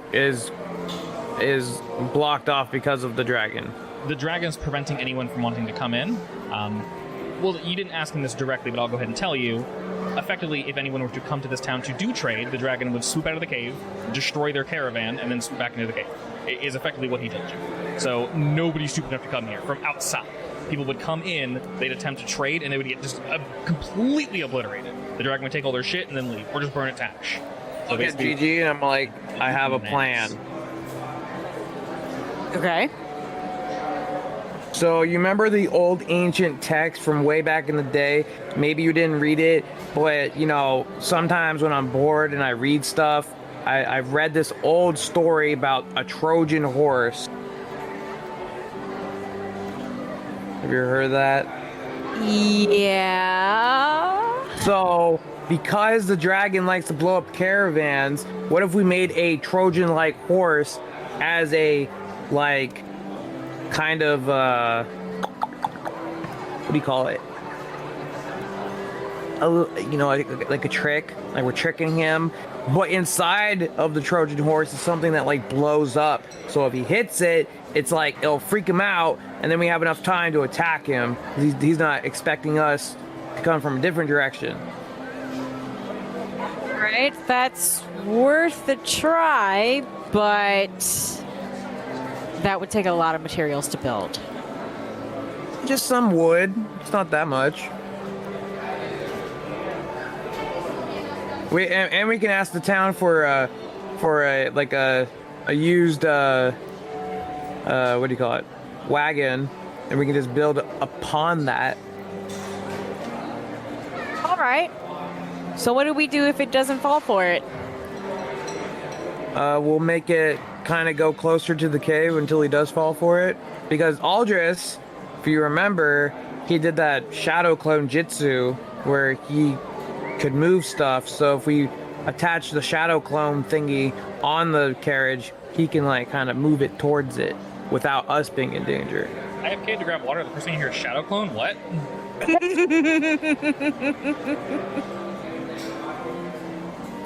Continue. Sorry. The dragon's trying to hear our our clues. He's like, what? I'm just kidding. Yeah, that's it's worth a thought. I think we should discuss with the team just to make sure they don't have any better ideas. I mean, it's either that or we try to go into the cave and then try fighting him in there. But now that I'm thinking about it, if he comes out, then he's flying, and we don't really have our mechs deal with something that's flying. Yeah. Can we check the area around the cave, like see if there's alternate exits? Upon looking around the cave, you notice one entrance, one exit. Same one or? Same one. Okay. One way in, one way out. And can I see the cave? Like, can I see the cave entrance? Yeah, you can see into it. It's dark. There's no light in there. All right. Second plan, GG. Ixnay the Troy horse plan. Okay. What if we go inside the cave to fight the dragon, but we have a trap ready for it? So we set up something on top of the cave, so then we lure him out, and then we drop it, and then it hits him, so then he's like, ouch, that hurt, and then we attack him. I think our best bet's the Trojan horse first, and then that can be a backup plan. But if we use the horse, wouldn't he come out? Well, if we shove it in there and make an explosion, we could potentially drop the mountain on top of him. Yeah, but the mayor did say there's some stuff behind him that we might want. And I know you like shiny things. Yes, I do. He did hint that the valuables are guarded by this. As dragons do. As dragons do. Also, I guess a reminder to Mr. Ryder, this place is supposed to somehow have the ammunition for that gun. Well, I'm assuming it's behind the dragon. That'd be a safe assumption. We just like put the dragon to sleep and then stab it in the chest. Wow, that is just not kosher. But isn't that the easiest way to deal with it? That's a coward's way to do it. I think if we make a trap, then we can get him stuck or hurt him so that he can't fly, and then we can kill him. Oh, I have a question for the GM real quick. I have an answer. So because I'm in human form, out of curiosity, not that I'm super worried about it, but I still have wrecked armor and I'm not technically in my thing, so how would that That is something that also, yeah, so any type of debuffs affect you and your mech, just because you were in your mech when it happened, so any damage would be universal. So obviously if you're hurt, you would function with your mech worse. If your mech is hurt, somehow that damage is reflected to you, whether it be something sparked or broke, or you were jostled about and, you know, didn't break your leg, but you hurt yourself. I believe yours is currently, yeah, basically that one's just currently not, yeah, just filled up right now. So how long does it take for those things to go away? That one takes a while.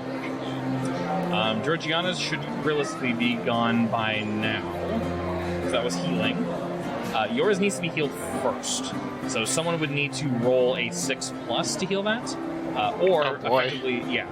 Well, and you can't, so someone else has to do it. So somebody has to roll a 6+ with some sort of healing ability. So crafting would logically make sense. Realistically, Aldris's magic would also make sense, and you guys can buff each other if you want, which is basically just +2.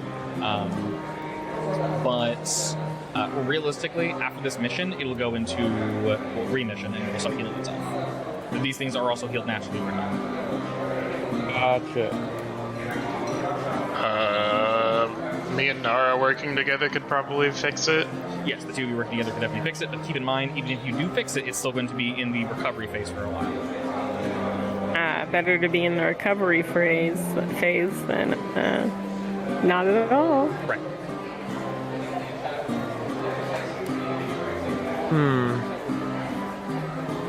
So what's the plan of attack? You guys are halfway going trap, halfway attack. Do we all agree on trap him, lure him out? You only get one chance, and from what you've heard, this thing is... It's not dumb. I feel like It's not luring weak. him out is the worst idea because we don't have our mechs and we can't fly, and if he flies, we're probably gonna get fucked. Yeah, it's hinted that it can fly, so... It is- Unless we can disable its wings somehow. Is this dragon immune to fire? presumably, but you're not sure. These townfolk don't exactly have fire to use on it, and they're not going to run in with a, torch and throw it at him, so... Yes. Why not? Sounds like a great idea. Maybe the dragon's made of something else and just explode. Who knows? He's covered in oil. What an idiot.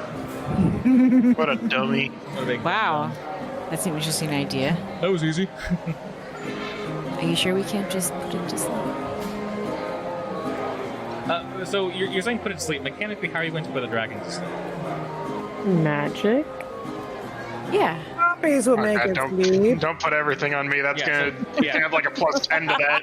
Yeah, so realistically, if you're saying Aldous is going to put it to sleep, you guys would need to still engage it in combat in some way. If you want to go that route, you're more than welcome to, but just keep in mind, only Aldous can do this. Oh God, he's gonna have like a plus 10 to resist that, and it's not gonna go well. Goodbye, Aldous. Nice knowing you. Deuces. See you never. Fried chicken. Wow, that laugh Why is is really everybody so mean to creepy, me? and I don't like it. I say no sleepy. Okay. We just devise a plan to not so much a trap as in because that's us try to lead it out of the cave to just try to drop something on it. If that goes bad, then he can get out of it and fly. We need to go into the cave and push him. So revising the Trojan horse plan, but it's not going to explode, destroying the cave. Okay. I also say, side note, Nara, you do still have the ability to use your craft ability in combat. It's going to be small things, but you can still craft things quickly in combat if you wish. It obviously won't be little robots doing it for you, but you can still do this. What are dragons Okay. afraid of? Or what? What are dragons afraid of? Good question. Because we can make the Trojan horse look like that to make it go in. Right? Apparently, giant rods up the butt. Apparently. No, it liked that. Oh no, that's even worse. I just don't know what we'd stick in the Trojan horse to...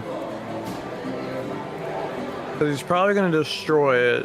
What if we can concoct something that if he destroys it, it gets on him almost like pepper spray, where it's blinds him and makes it hard for him to see? Maybe we can ask them if they have some type of herbs or spices in town. I will say mechanically, there are a few things you do have on you, Nara. I won't say they're limited, you only have 3 chances, but you do have some crafting reagents on you. Alchemical mixes and such of that nature that you Okay. can make quickly on the fly. I mean, if I have them, I'll use them. Yeah, so you do have some stuff on you, definitely. And once again, you can't make straight up, grenades and whatnot, but you can make things to help blind, things of that nature. Okay. Which is literally the same as all of your other create an advantage and all those other things. Yeah. So Well, you do have access to that. You need to get closer, Okay. unfortunately, but you do have access to it. All right. I mean, stuff And then obviously, Georgiana and Ryder just shooting stab, so. yeah. I mean, I guess, Well, I'm also That- loud and proud. Technically, I could lure the dragon somewhere. You could. Oh no. You do Loud still and look, you're proud, eh? obnoxiously bright still, Georgiana. That has not faded. main character do. hair color. Basically, yeah. do what I can, I guess. Figure out. I guess I'll take this time to figure out stuff that I can use for an advantage in the future. So what's the official plan about? By the way, Daniel, because I forgot what you said Yes. my outfit looks like. It honestly looks how you want it to look. I want it to look like that. Cool. Yeah, sure.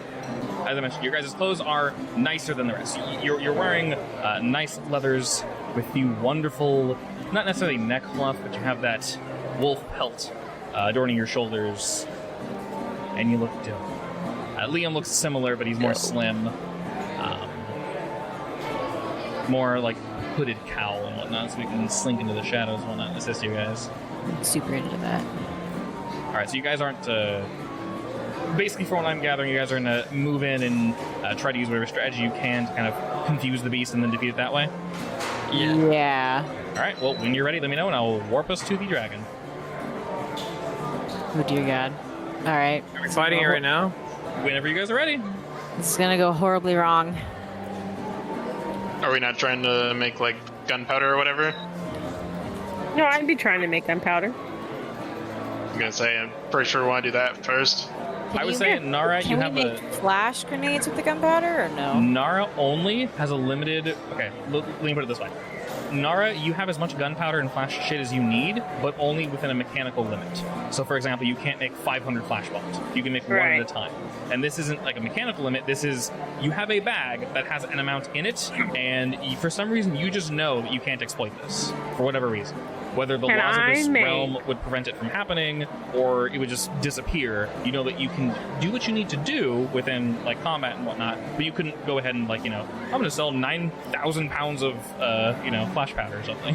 Well, I mean, like, can I make, like, 2 flash bombs? So in combat, you can make anything within reason in combat for yourself, much like you have been already in the game.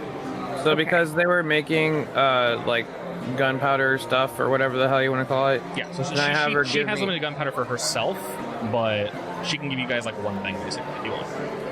I can give you 1 bullet rider. You better make it count. 1 bullet? Ammo. What would you want specifically, Ryder? Oh, I was pretty much just like pretty much like an arrow, but at the tip it's like almost kind of like Hawkeye, where he has like an exploding arrow. Sure. Yeah, she can definitely make 1 exploding arrow for you, or a couple, like 2 or 3. I'll do, Alright, cool. Let's say 3. Okay. Should I craft it? We'll just say you have them because you're. It's not hard and you're that good. Okay. Also, you're not under any stress. There's no reason to roll. Okay.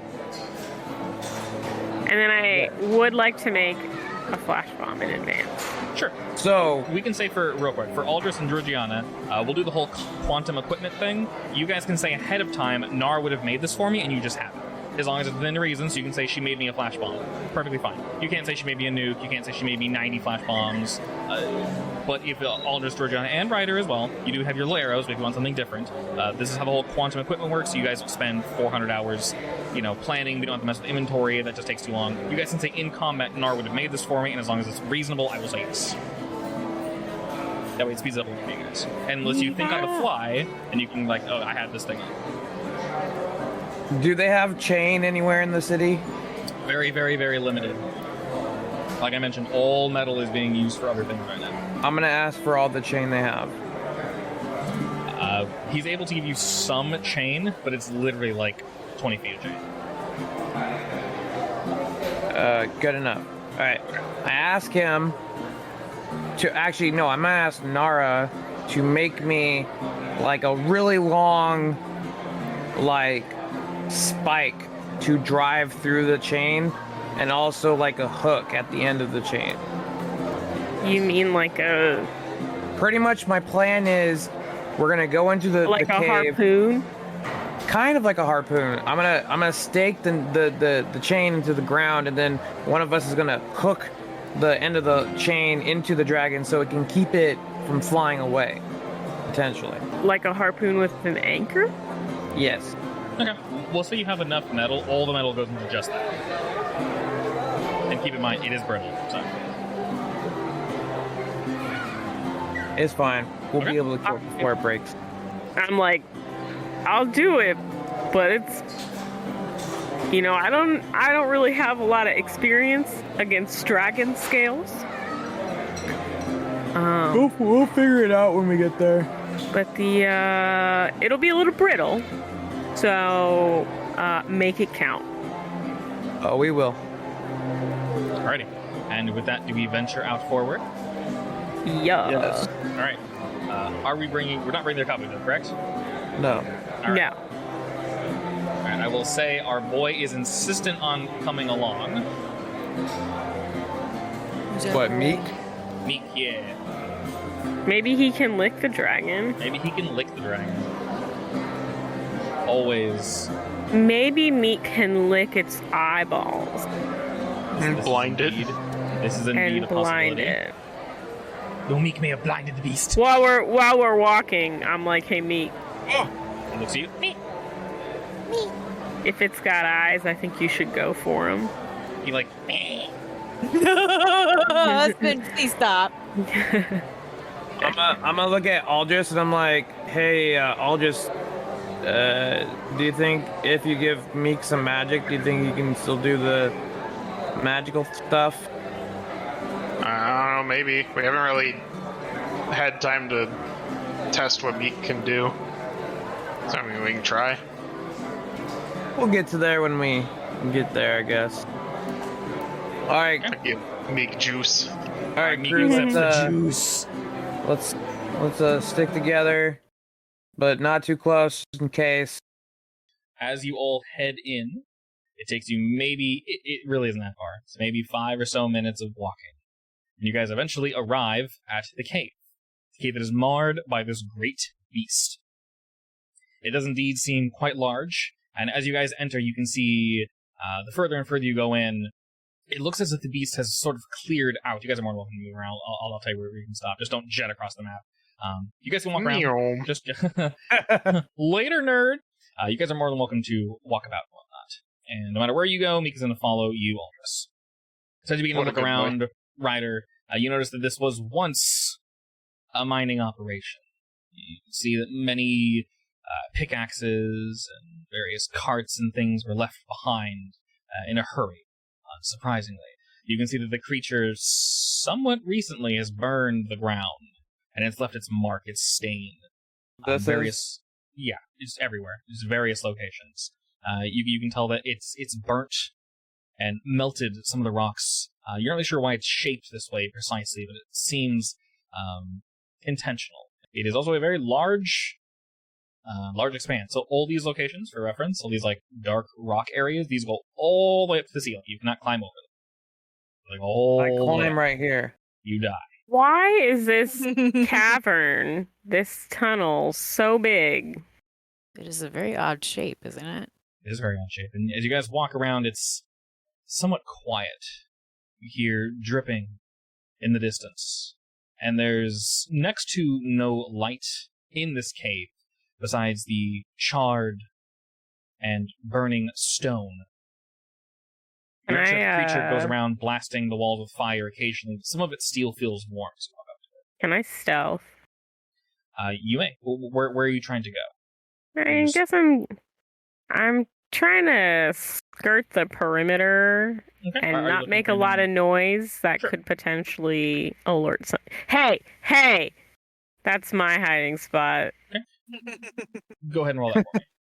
Also, the whole map should be available to you guys, so the dragon's currently just invisible, and I'll reveal him in time.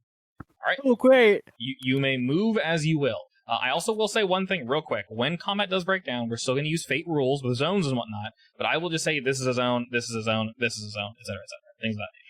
I'm gonna stealth around then. Okay. Keeping More an than- eye out for more the than welcome to do supposed so. dragon thing. You feel very, and as you move further and further in, you can hear rocks and such shifting. Aldris and Georgiana, what do you two doing? How I'm big is the standing- entrance? How big is the entrance? The entrance to the cave? Yeah. About like 30 or so feet. Do you think I could, I was thinking if I could, like, make, like, a magic bomb, kind of like a delay blast fireball just in case we have to run. Maybe like seal up the cave. Okay. Ooh, this is spicy. I will say roll me lore right now, but obviously there's no... Okay, good. There's no concentration in this game, obviously. Yeah. But if for any reason, Aldris, you are tragically hurt, I'll ask you to do an overcome roll, basically to keep focusing on this. It's going to be a will roll. And if you lose your focus, it'll just go off. But otherwise, yes, it can stay here otherwise, that's all. Just to have some sort of escape plan if things go wrong. Yeah, I'll go ahead and drop it right here. Or it could trap us and we'll die. Or that, yeah, hopefully not that. You hear that thunder, Lover? I thought that was thunder. Yeah, the storm's rolling in. Excellent. Yeah, it rained really bad over here earlier. The weather said wind gusts and possible hail until like 1 a.m. Interesting. All right. Wonderful. Look at this skeleton boy. Oh my god, yeah. I see. Yep, T-storms, but it's not all night. Nothing too crazy, at least. Alright, where did you go? Alright, there you are. Okay. As you begin to move further and further in, you feel as if your stealth is now required. Ryder, I'm going to ask you to roll stealth as well. Ryder doesn't need stealth. Ryder die. Ryder dies. Hopefully not. Wait, I need to do my stealth? No. Listen, from what I know about dragons, they can talk. So, if I go in there cocky while everyone else is coming in sneaky, I can time. Maybe. Roll stealth? So, do I consider stealthing? No, so you're already good, Nara. I need Ryder to roll. Okay. Wait, I have to roll stealth? Do you want to be seen? Intentionally. You don't have to roll anything. Can the dragon talk? I don't know. I guarantee you no one's tried. I can't tell you these things. You have to figure it out yourself. Fine, I'll roll stealth for now. All right, you rolled stealth. It was pointless anyway. I say, side note, you do not know how good your stealth was. So when you guys roll stealth and things of this nature, preferably just keep playing the same way you would. So right, you are still intending to stealth. You don't know how loud you are or are not. By the way, I'm clinging to Liam and hanging back. Okay. Liam's chilling with you. His arrows knocked and drawn. Ooh, and he's a super good sharpshooter. Yeah, he's chilling back here with you. Since they're getting closer, Aldris, where are you located? I'm gonna turn back to Nara and be like, "Wait here."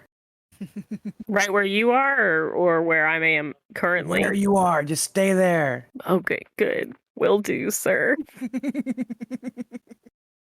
Where's Aldris? I don't know.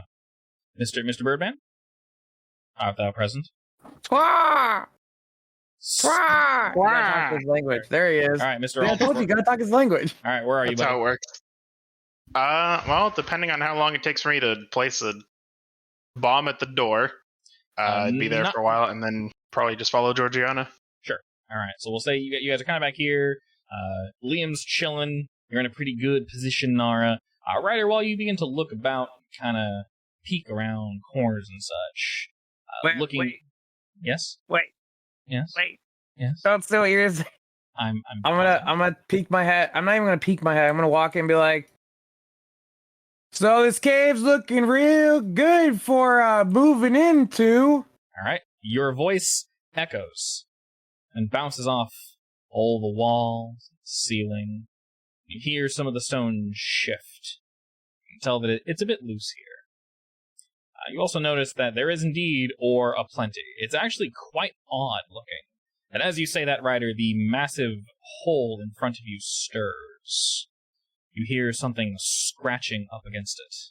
Then you hear dragging as if claws are raking against stone. Not a moment later, a dragon scurries its way up the hole. You see its head push up first, and you see just lava and heat emanating between its fangs as it immune to fire. pulls itself up and doesn't jump straight at you, just pauses here and looks to you, Ryder. You know, maybe it could be a friend. I don't know why we have to kill it.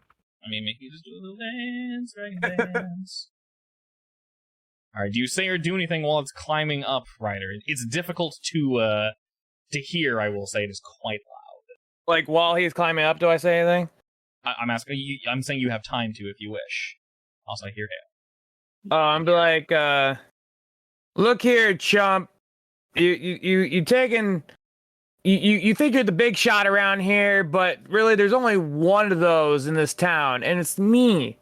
I'm here to reclaim my cave.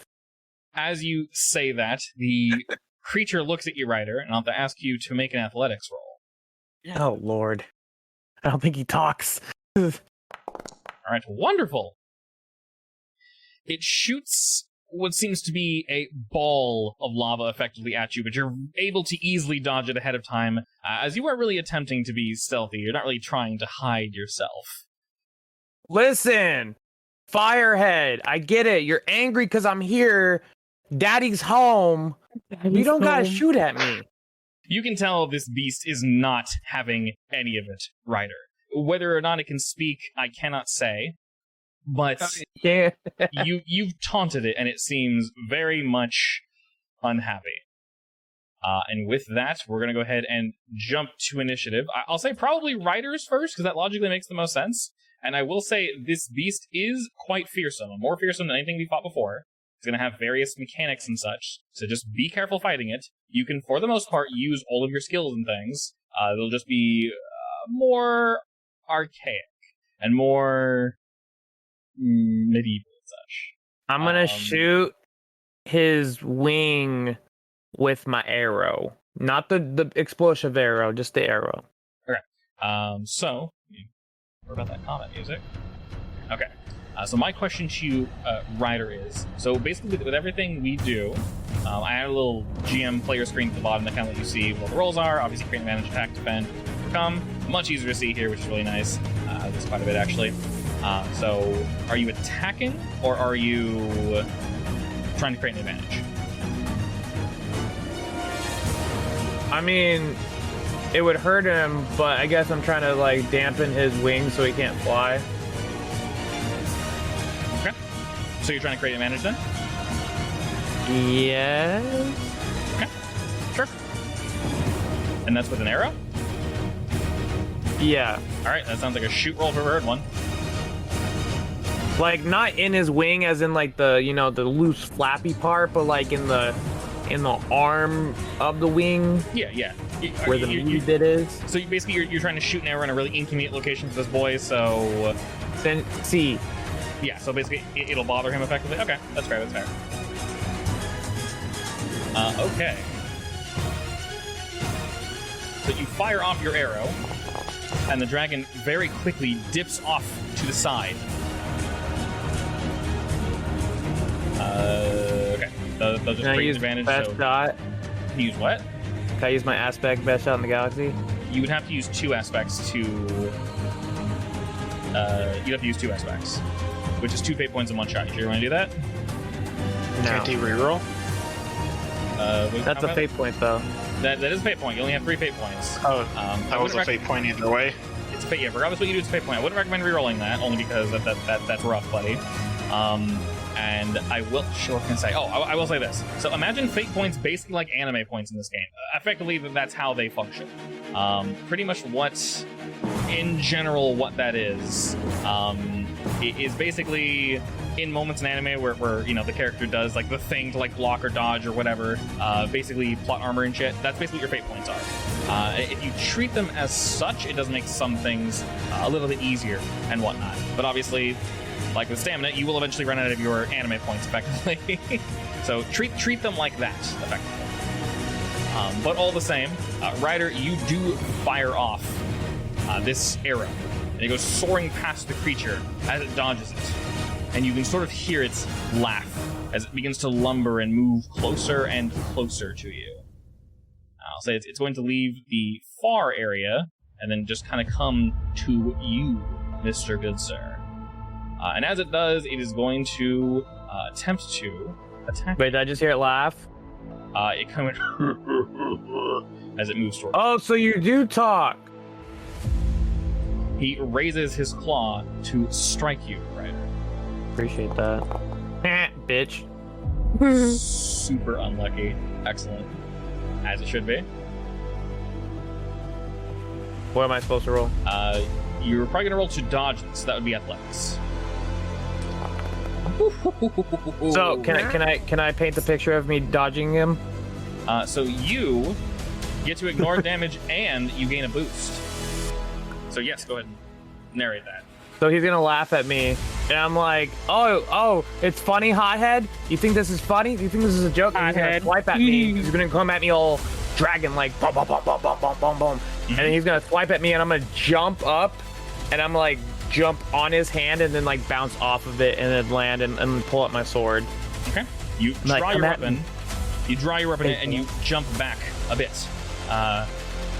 Ryder, who's next? Nara. Nara, all right, you got Nara. Real quick, I will say this. Liam will not get his own turn, and neither will Meek, but if they're in a position to do so, they can give anybody a +1 to their roll, but only once per round.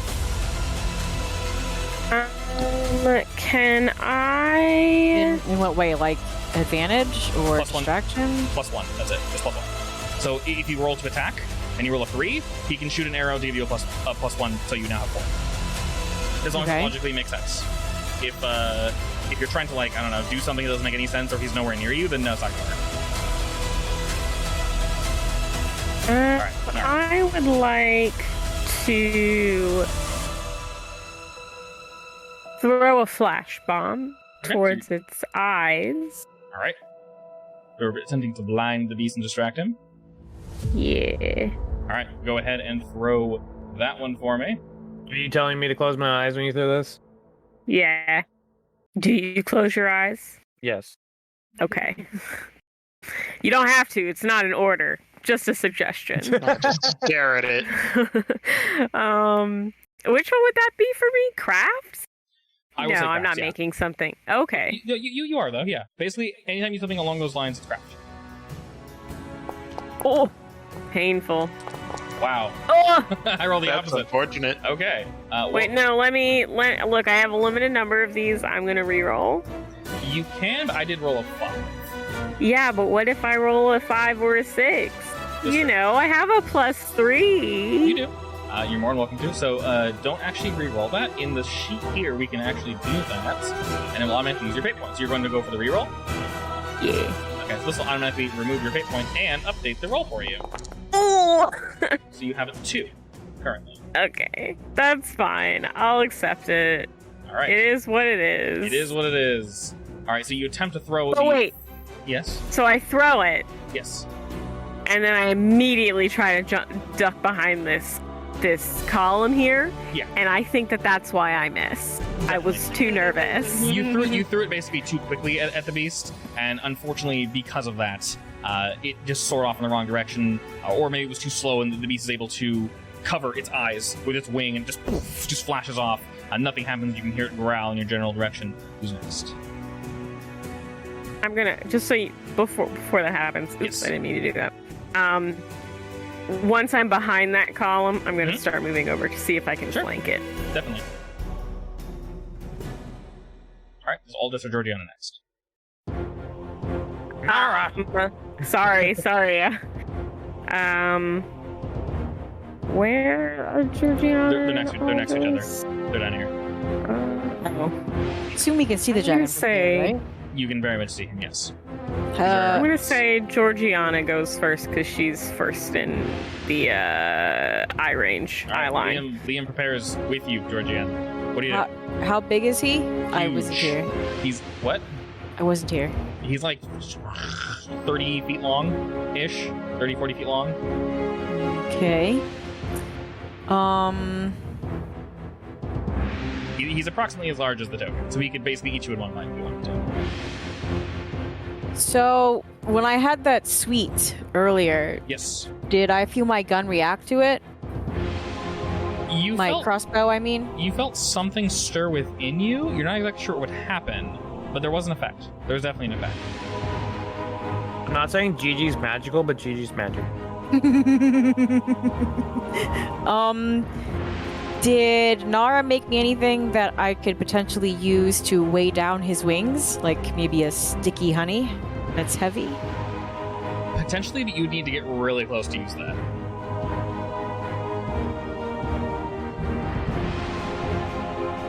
just because of how large he is and how much honey you need. Sticky honey, you All so right. yummy. Can I shoot for his eyeballs then? Just a regular attack. Yes. You can. Love a money shot. Remember, you're always welcome to buff yourself or buff allies if you have a way to do so. You can always like psych yourself up and basically roll Psych great advantage yourself up. before yourself, basically. You're more. I have to know if those candied walnuts work. Yeah. Give me an idea of what they do. I'm not familiar with nuts. No, I mean, they give you energy. They make you feel They give you strong. You energy. eat them, they feel good, and they're sweet. Yeah. And you love sweet. Ow. Yeah. So then, can I nom on it to give me extra focus to shoot his eyeball out?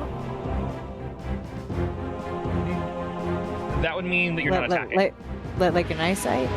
Yes, but that means you don't get to attack. It means you buff yourself first. Because if you're trying to get to mechanically give you better aim, then you have to buff yourself first.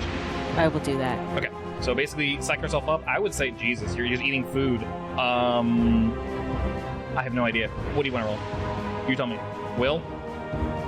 Oh God.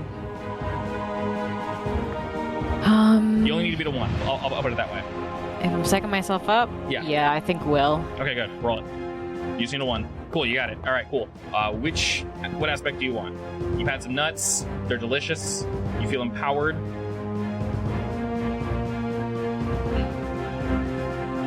Good eyesight. All right.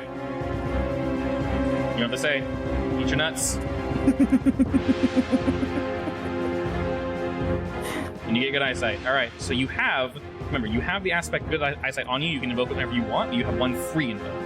So keep in mind how that works. All right, so you quickly devour down 2 nut. And you feel much better. Georgiana.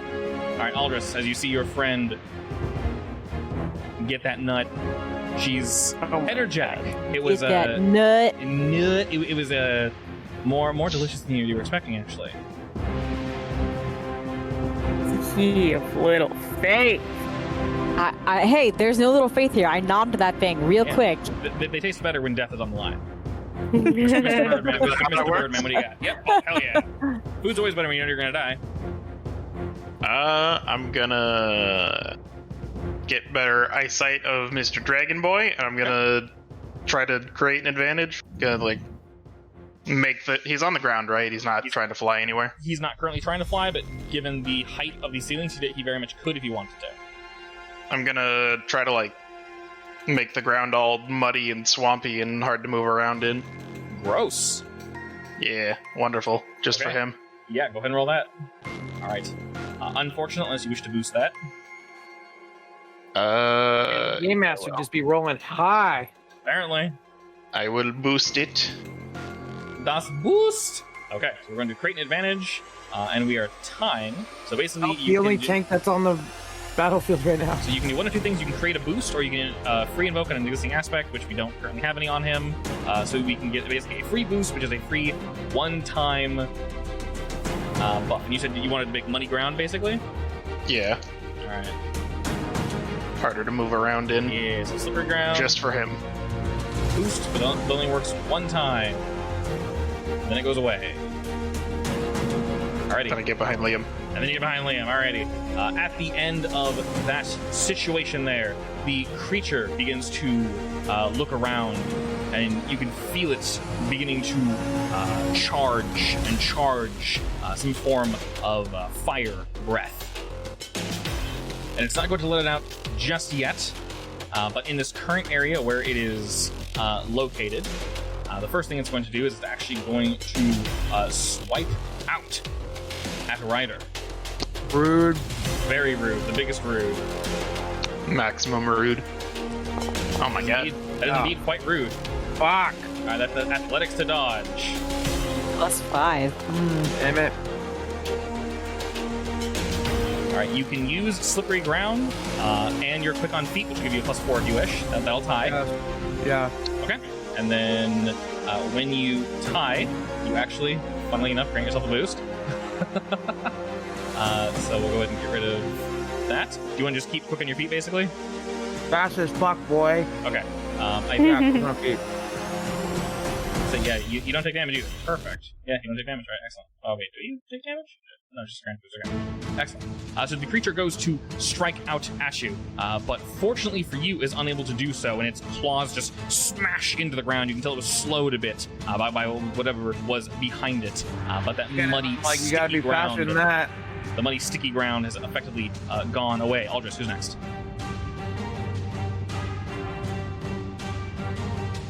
Ryder, because he's right there. All right, Ryder, what you got? Might need to run. No, I fail him with my sword. Or don't run. All right. First and foremost, before you do that, the creature roars, and you can just feel the heat emanating from this beast. Its claws break into the ground, and you see the ground under it begin to crumble. You need to roll me an overcome will roll, and you need to beat a 2. You would pick the thing with 0.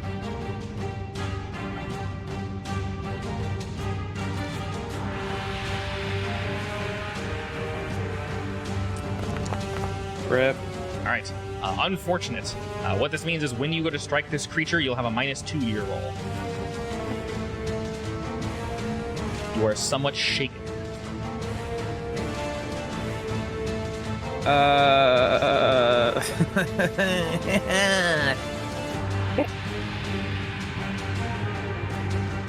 You You can still attack, of course. Can I just shoot him in the face? Sure. Yeah, you're more than welcome to. Okay.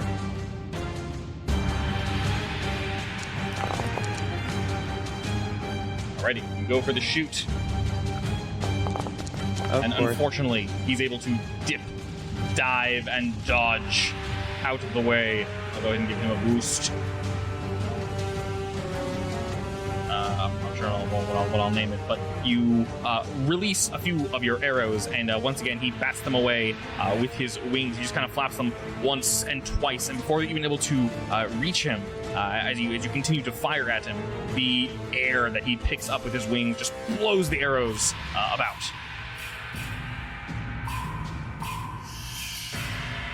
So is that -2 on me all the time, or? For just this one round. Okay, good. Yeah, so it's fun. Basically, the way the mechanic works is that if you're in his area, which Nara currently is and you guys are not, when you go to attack him or interact with him, unless you beat a will save throw of 2, your next action has -2, but only for that one round, and he can't spam it. So next round, you don't have to make it again. It's basically once per time he does that. Okay, and now he's going to actually attack. He breathes in, and he's about to let loose fire. So much fire.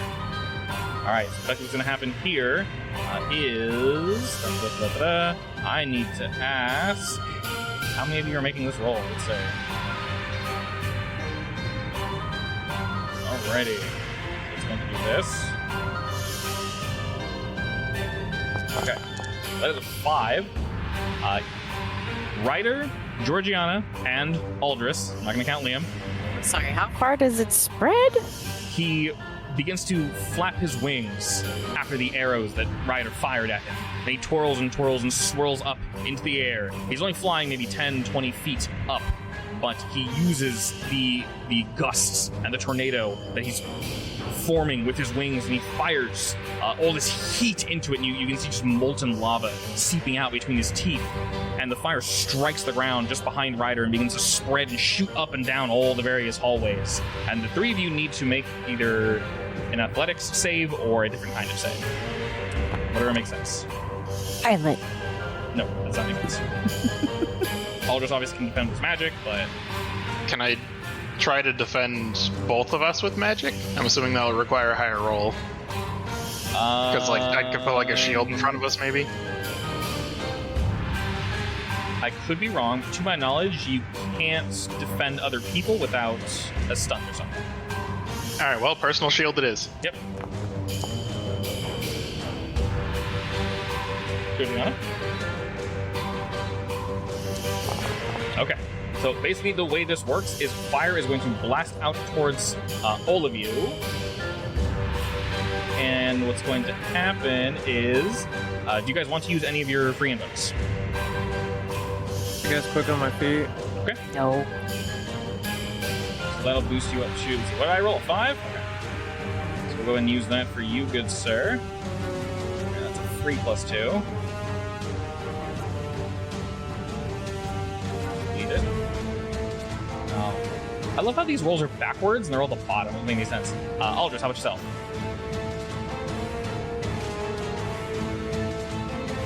You sticking with I 2? don't think I have anything. Okay. Besides All right. fate point. All right. Perfect. So basically what's going to happen is you guys are going to take damage, except it subtracts 2 from the damage. If it ties anybody, he gains a boost, which I'll just go ahead and I guess add another one to that one. Say it's 2. All right, so Ryder, you're able to dodge out of the way, fortunately. Aldris and Georgiana, the two of you are going to take normally 3 minus 2, so each of you just take 1 shift of damage. As fortunately, you're actually able to jump out of the way a bit as you sort of dive around the corner with Liam, Georgiana, and Aldris. You're able to erect a shield of magic just in time. You don't fully protect yourself, but you do not take the full brunt of the attack. Alrighty. Ryder, who's next?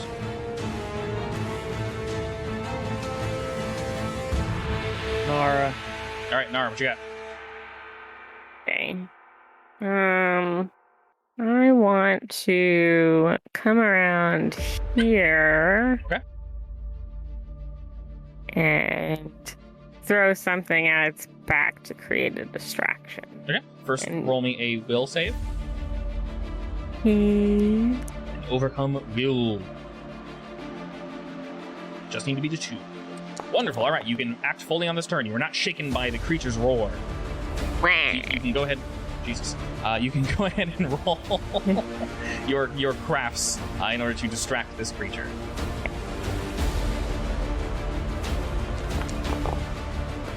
Sorry, I am Oh, rolling. come on I am now. unfortunately rolling very, very well.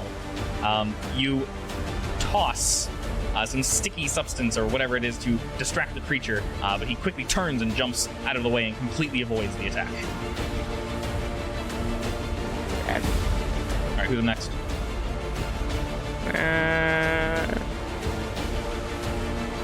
Georgiana. All right, Georgiana, what you got? I'm gonna shoot.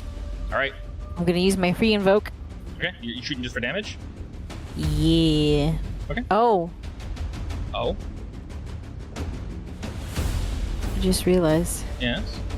my in love or heartbroken is for athletics. Okay. Interesting. All right. Shoot at his eyeball. All right, this is to damage him, correct? Yeah, blind him Okay. preferably. All right, you're going for. Well, hold up. Which one are you doing? Those are 2 different actions. You can either do damage or blind. You can't do both. I want to blind. Okay, so you want to. All right, excellent. So you beat him by 2 shifts. So let's create an advantage. These are just a standard arrow. Yeah. Okay, so that does indeed succeed, and that will have 1 free info. He's not necessarily blinded, but he has blurry vision instead. So you strike him between the eyes, and he roars out in pain. Can't Liam take the other eyeball out? He cannot, unfortunately. Well, hold on. +1 gives you 4. No, yeah, he can. You're right. Okay, so he has 2 free invokes of blurry vision. Liam dips around the corner, and he assists you with that one. You actually didn't need to use your free invoke for good eyesight. You can keep that. Okay. Because I only rolled a 1, you rolled a 4 technically, so you beat me by 3. That's succeed with style, basically. Style. Yeah, succeed with Sweet. style. All right, Aldris, you're up, bud. Nice. Are you guys still there? No, we all died. Yes. Sorry, I had ice cream. You're good. My power's gone. Oh wait, is the power out? No, it's not out. The lights are on. Okay. Yeah, the lights are on. I'm checking your stream though. You're streaming, right? Yes, technically.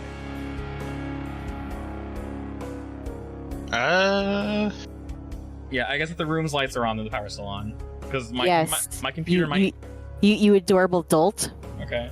Yeah, I don't know why I thought that. But yeah, my computer will stay on because we have a UPC, but that won't stay on. All right, what do you got, Mr. Bird? He has 1 negative debuff and he has 1 positive buff on himself. I'm gonna run up here. Okay. Well, more like here. Okay. And then I want to make like a kind of a quick sand trap under him. Okay. So once again, you're trying to hold him in place, basically. Yeah. Okay. Roll those beans, my friend.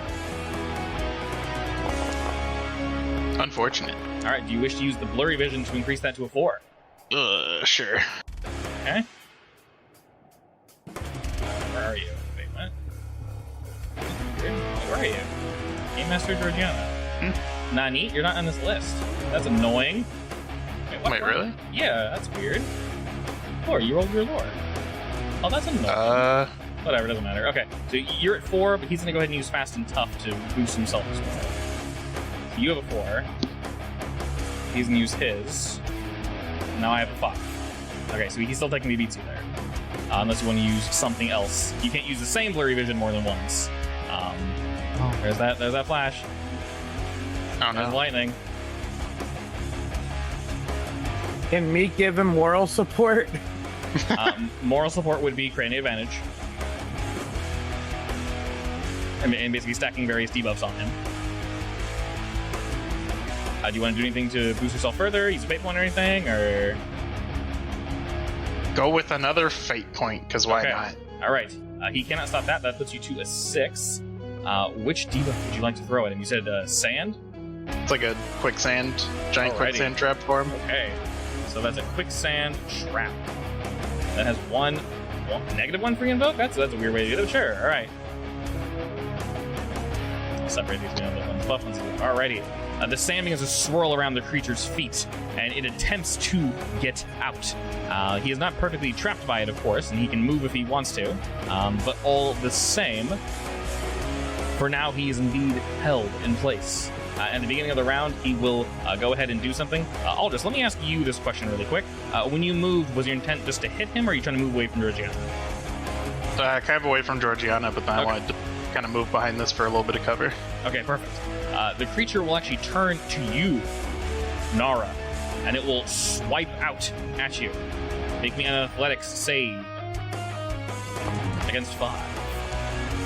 I literally have a 0 athletics. Well, I believe in you. okay.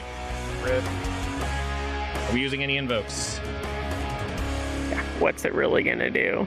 Well, so Not hurt you as much. as of now, you'll take 4 damage. So that's up to you on how you want to take that. Don't take 4 damage. If you use the blurry vision of the sand trap, you can reduce it down by 2. So it'd be 2 damage. But that would be getting rid of the invokes for everybody else, That would right? be getting rid of the free invoke. So people can still use fate points to tap them, or you could boost the quicksand trap or the blurry vision. So you could throw something to stack onto the blurry vision, or you can add your own extra invoke. Totally up to you, though. The thing is, you can technically take 4 damage. It's alive. It's not going to kill you. It's going to hurt, but it's up to you. It feels like we haven't done anything to this guy. I don't want to Yeah. take the free invokes. We haven't even hurt him. You haven't even heard him yet. You're getting Honestly- the more of these you stack, the closer you are to whomping him. So that's good. Take one for the team. Yeah, I'll take one for the team. All right. The creature goes to swipe out at you, Nara, and smashes into your chest. Unfortunately, you're unable to dodge in time. And not only do you take 4 shifts of damage, go ahead and mark that for me, you're also knocked back against the wall over here. You're not stunned or anything, but the creature eventually throws you across the room. So as a rider, the way 4 shifts of damage works is you can either mark your moderate consequence, do not do that, or you can mark 2 physical stress and 2 mild consequence. I would recommend that. Alright, I'll do 2 physical stress and a then mild consequence. would be like a shaken or something, because mild isn't really so bad. Moderate consequence is only bad, obviously, because taking up that slot early is really fatal. I'll do stunned. Yeah, so something light and breezy. Alright. So, who went last? Aldous went last. Alright, Aldous, who's next? Stacking the debuffs. Georgiana. Alright, Georgiana, what you got? How close do I gotta be to try my heavy honey? Your heavy honey, I would say you need to get within Ryder's area. So you need to be in the same area as Ryder, and if you're going to make any attack against him in melee range, you need to also make a will save throw of 2.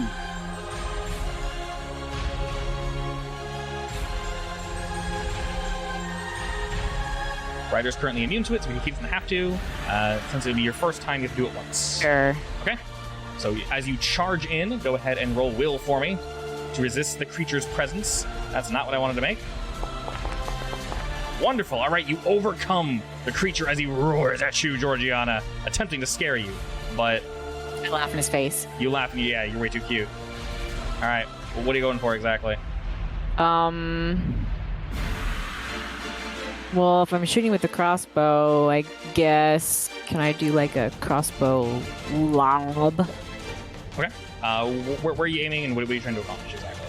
I want his wings. You want his wings. All right, you're going to try to weigh his wings down.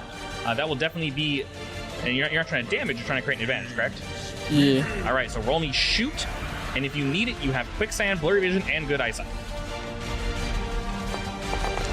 Oh my god. Okay, I'm going to go ahead and use his fast and tough. Bring me up to a 4, so you do succeed, but you don't succeed with stop. With Liam, that puts you at 6, but that only beats me by 2. You can use the good eyesight or one of the extra things if you want, but you don't have to. A normal success is still good, that's still 1 free if you're good with that. Yeah. All right, excellent. So, wings weighed down. 1 free invoke. All right. So tell me what this looks like. It looks like he took a bath in honey. All right. Honey just bathes the creature's wings as he tries to flap them, but is unable to do so when he was going to act, but Preferably, it's leaking down onto the ground so that his wings are sticking to the shifting sands. excellent. Okay. Sands. Yeah. So that's just comboing up, and he was going to attack in that round, but now he's not going to. Who's next, Georgiana? Aldris. All right, Aldris, what you got, bud? Oh boy, I think it's about time to do some damage because got time a to whole do bunch of damage? debuffs. Is it time to do damage? All right, I'm pulling a Dark Souls Okay. lightning spear. Okay, lightning spear. All right, whip it out. Lightning spear right to the head. All right, lightning spear right to the head. Ooh, spicy. Ooh. All right, I'm gonna invoke everything. You're gonna invoke everything. Okay, we're pulling old poison. See, can I freaking see your roll? I can. Okay, so that is wings weighed down. Brings you to a 7. Quicksand trap. Brings you to a 9. And blurry vision. All right, that's a lot of stuff right there. Nice. That is very spicy. So all of these aren't gone. They can still be invoked. I turn off good eyesight. I'm sorry. It's yours. Okay, let's see. I am actually going to use one of my fate points to try to reduce that damage by just a wee bit. That's not that much, but it's still something. Wait, still Okay. taking 6 damage. That is still 6 shifts of damage. Okay, boy, I am sorry. You're going to get whomped. All right, Mr. Durgan is taking 6 shifts of damage with this giant spear. We'll say he will take... All right, now, so this is for you specifically. I can't spell to save my damn life. All right, so this is for you, good sir. Let me go and throw that out there. I can't change that. Okay, ignore what this says. Yes, that's long.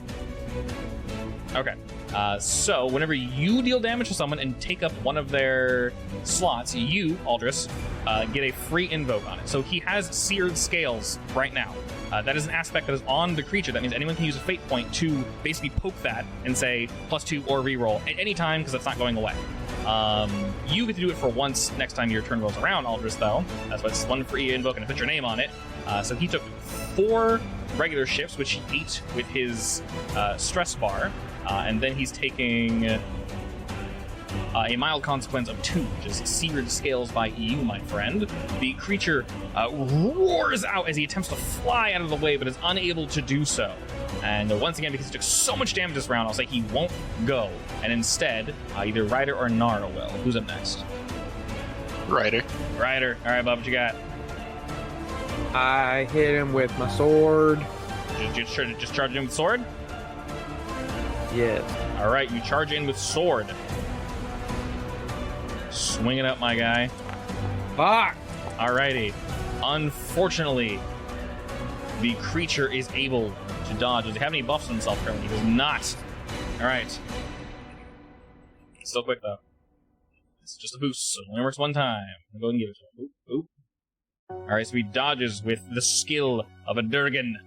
And he begins to fly. I can't use a fate point to reroll that. If you want to use a fate point to reroll it, you can. You only got a -2, and he got a 4. You may use one of your fate points to reroll if you wish. Do you want to? Oh yeah, because I'm not hitting this thing and I feel useless. Okay. Keep in mind, just spamming attack is not what you really want to do. You want to try to get debuffs on him and then attack. Basically what Aldrich did. So building up on these, whether you like debuff him or move him around or something, can definitely help. But if you want to use one of your fate points to reroll, you're more than welcome to do so, and you can do it real quick for you. So that changes your 1 to a 4. All right. So actually, since you're the one attacking, instead the opposite will happen. I do not get a buff. You get a buff.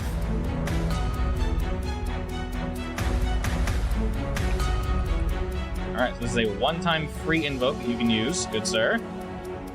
So you're quick on your feet again as you quickly strike out at the beast. You deal no damage to it, but you come out on top in this engagement. The creature will, again... first he will do this. Where is the... There it is, alright. Okay, he's going to attempt to overcome some of these debuffs. They currently have 0 free invokes. But he's going to try to basically beat out the quicksand trap and the blurred vision. Oh. All right. So with that, quicksand trap is gone, and he will clear his blurry vision. And on top of that, he is actually going to move. He flies past you, Georgiana. All right, less flies past you, more scuttles past you as you dive out of the way. As his wings are currently way down, he cannot fly. And he turns and he is ready for you. Oh, great. All right, Nara, what you got? I'm gonna... Dang.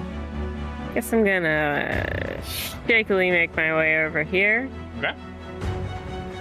And,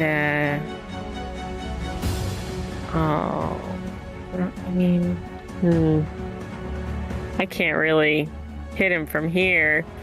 Keep in mind that they're just zones, so if you move into the zone that Georgiana's technically in, well, you can move into the zone that Georgiana was in. So just for your reference, if you're there or if you're here, that's the same area, basically.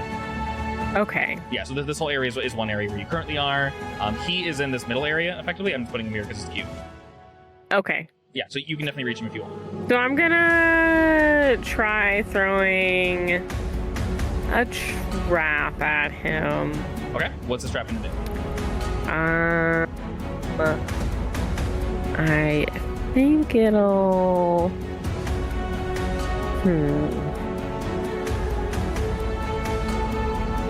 If you want, you can add more to his wings being weighed down, which will make it harder for him to remove it. Yeah, Or you can that's add what I a was new one as well, thinking. because that one currently has 0 free invokes. Georgiana can try to add more to it, or if you want, you can add a completely different one. Remember, you can't. Did they have- You can't invoke the same one more than once. You have to invoke different ones. Did they have... Is it both wings or just one wing? Both wings. She rolled very, very well. Okay. He can shake it off though, as one of his actual abilities. I'm going to... Now, what are those things that have like balls on the end? The bolus, the 2 balls with the string between it. Yeah. Yeah, are you trying to like throw it at his wings, his face, his arms? What are you going for? Face. Feces, right? Going for his What are face. they? Oh, Yeah. for his jaw? Yeah. Sure, go for it. Yeah, go for it. That will shoot because you are throwing something. Damn, my worst one. Oh, give it to me. Give it to you? You could craft it and give it to her. Yeah, I'm okay with that. Yeah, I'll definitely do that, actually. Yours Roll me craft. shoots way better than mine. Roll me craft instead, and the difficulty is just 1. All right, so not succeed with style, but a regular success. We'll say this new aspect is a simple bolus. It's only going to have 1 invoke until it obviously is no longer used, but you give that to Georgiana as you quickly throw those together and hand them to her. All right. Since I'm handing it to her, I'll let her go next. All right, that makes sense. All right, Georgiana, what you got? Good question. Was there anything potentially water-based in my lollipops that Mara made? Water-based? I mean, they all have water in them, yeah. So, tell me what you're trying to do.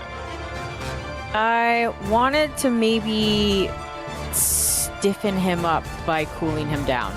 I will say, without magic, you cannot currently do that. Okay. He is very hot. It would require a lot of water. Aldrich could possibly do it. Well, I guess idea to Aldrich. I will throw the bolas. All right, throw the bolas. You do need to move into Nara's zone to do so, but you can definitely do that. All right, you grunt your way on over. Shot put. Of course, the boy follows. Is that shoot? That is roll shoot. Okay. He will attempt to dodge. This is an attack, correct? You're not doing anything weird? Right?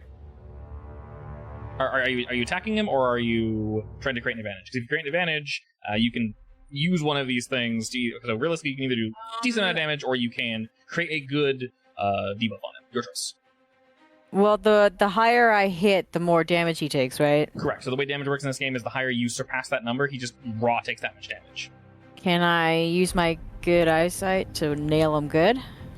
You definitely can use your good eyesight to nail him good, as you would. Let's jump on to that. And... What's your roll? Man, it's weird that this isn't updating with all the rolls. Frustrating. But that puts you at a 7. Alright, that no longer has any free invokes. We'll say Mr. Boy helps you, which brings you to an 8. Spicy. Yeah, so that's what, 5 damage? Ow, that's gonna hurt my boy. I think that was the point. I think that was the point, yeah. That was all the point. Okay, did you use the bolus or did you use it to attack? You didn't need to use the bolus, by the way. You still have them. Yeah, I'll make that an attack. So sorry, what? Repeat? I'll make that an attack. You're throwing the bolus? I said no. Oh, okay. Pew-pewing. Pew-pewing, okay. That is indeed 5 damage from the mark. Wait. Right? 5? No, it's more than that. No, it's 5. Yeah, okay. Alright, oh no. Okay, well, I'm running out of shit to mark. So I'm gonna go ahead and mark a moderate consequence. Where did you shoot him? Paint me a story. Right in between his eyeballs. Okay. So he's partially blinded then. Alright, when this rolls back to you, you can invoke this for free. But it is still true. He is partially blinded, as one of your arrows actually sinks directly under his eye socket. GG is GIGI. Well, GG shorter. What else would it be? Also, just the letter GG because you just good gamed him. Okay, that's fair. Because you just stuck him in the eye. Alright. And as his response, as he builds up flame and builds up flame, Georgiana and Nara ask you both to make another athletics save.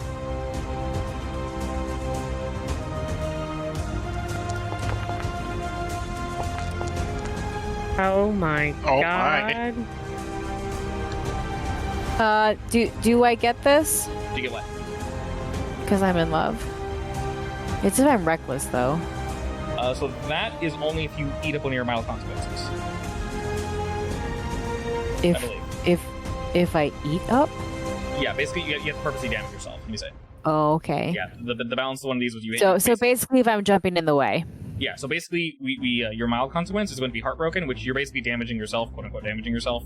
Give yourself plus the athletics to your need. Yeah, so if you want, I can give you mild consequence Heartbroken, but you're not Heartbroken. So in love would be the debuff. Do you want it? Because you are in love. It gives you less health, basically, which is bad, but at the same time, +2 is good. So. No, I'll save it. Okay. Unless Liam is currently in danger. Is he in danger? Liam's way too cool to be in danger, and also an NPC, so he rolls out of the way, but he definitely does take some damage, but he attempts to dodge. I will say for you, Georgiana, specifically, he's going to attempt to help you since he's in the same area as you, so it's going to change your roll to a 2. What's going to happen in terms of damage, though, is you're going to take damage equal to shifts -2. So, Nara, you would have normally taken 6, but that's -2, so you take 4 shifts of damage, Nara. And that's unfortunate. And Georgiana, you're going to take the same -1, so 3 shifts of damage. Oh, that's perfect. You have a 3 Can I do 3 physical stress and 1 mental stress? You cannot, unfortunately. This is pure physical damage. Now, if you want to use your mental stress bar in place of your physical stress bar, you can actually use a stunt for that, which you currently have an open stunt. Do you want that as a stunt? Yeah. Okay, we'll figure out the phrasing on it later, but basically, like, effectively pain is only in the mind, or reversed version of that. But yeah, go ahead and mark 1 mental stress and then your 3 physical stress. I still don't think that's how it works, but that's a whole ass stunt that you're using on that, so that's fair. Yeah, I'll think about a name for it. Fair enough.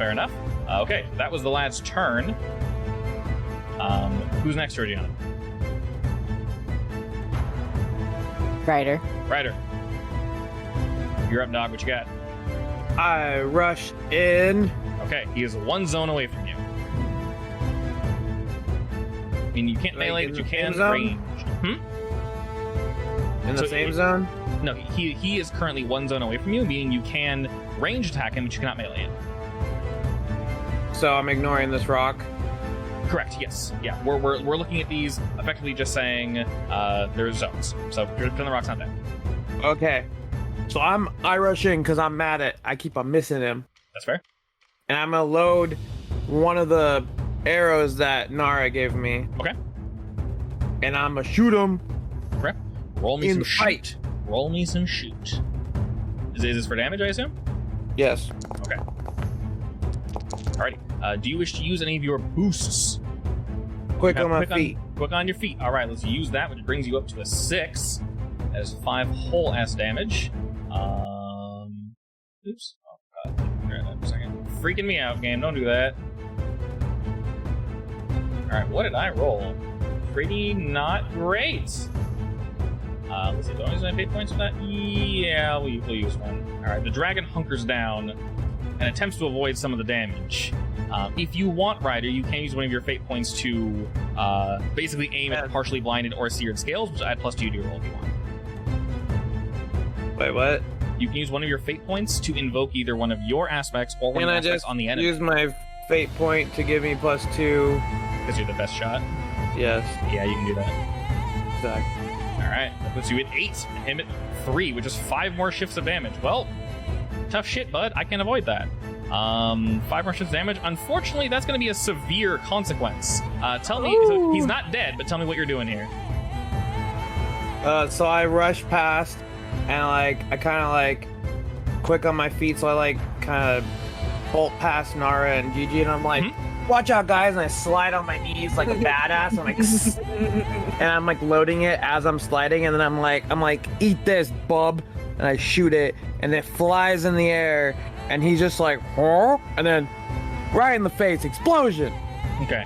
Keep in mind, this is a severe consequence. So not only is it an explosion, but you actually see some of the scales on his face tear away, and you crack. Severe, my bad. It is severe. One of his teeth actually cracks, and when the wait, no, I don't want to shoot him in the face then. Oh no, wait, well, I can add a little more to that because there's just an arrow. When the smoke clears, one of his eyes is missing. No, but I wanted to take his head. I No, don't want to damage you his can't head. do that. No, I mean, I want to take his head as in later. I don't want to damage it. Oh, okay, sure. I want to damage something else. You can't take his head off from a severe. No. Okay, I'm like, what? Yes, okay. I continue. shoot Just and kill hit it. him in the shoulder, and I want to pretty much destroy his wing. Sure. So we'll say, left wing ruined. So, it blows up and maybe breaks his arm and destroys his wing in the Yeah, so process. he's basically limping now, effectively. The boy is very much in pain. Oh, thanks. There we go. All right. I'm gonna look back at the group and I'm like, I don't think he liked that much. I don't think so either. He very much did not like that at all. And in response to receiving another consequence, heat is going to just emanate from this creature as he just kind of... And he will barrel towards all three of you while shooting fire in all directions. No! For everyone in this area, which is the three of you, I'm going to ask for another athletics. Yeah, it's pretty neat that I'm over here. That is very convenient. I like it over here. Yes, you are in a very convenient location.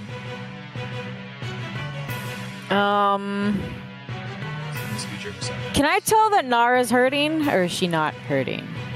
I mean, she's less hurting. She's more not great at athletics and dodging shit. Why? Can I use that in love, because I do love her, to push her out of the way to negate some of her damage? Okay, we did discuss this before. I'm not going to say no. What I'm going to say instead is let's write up a stunt for that. And those that you're close to, those that you love, we'll figure out mechanically what this does. But yes, we'll say you can absorb some of her damage. I do think I need to change the in love heartbreaking, because I can't make it work. You can add one more. We'll you add one more. Oh, a fourth Yeah, one? you can have a fourth one, yeah, because you guys have progressed that far. But go ahead and roll me athletics, though.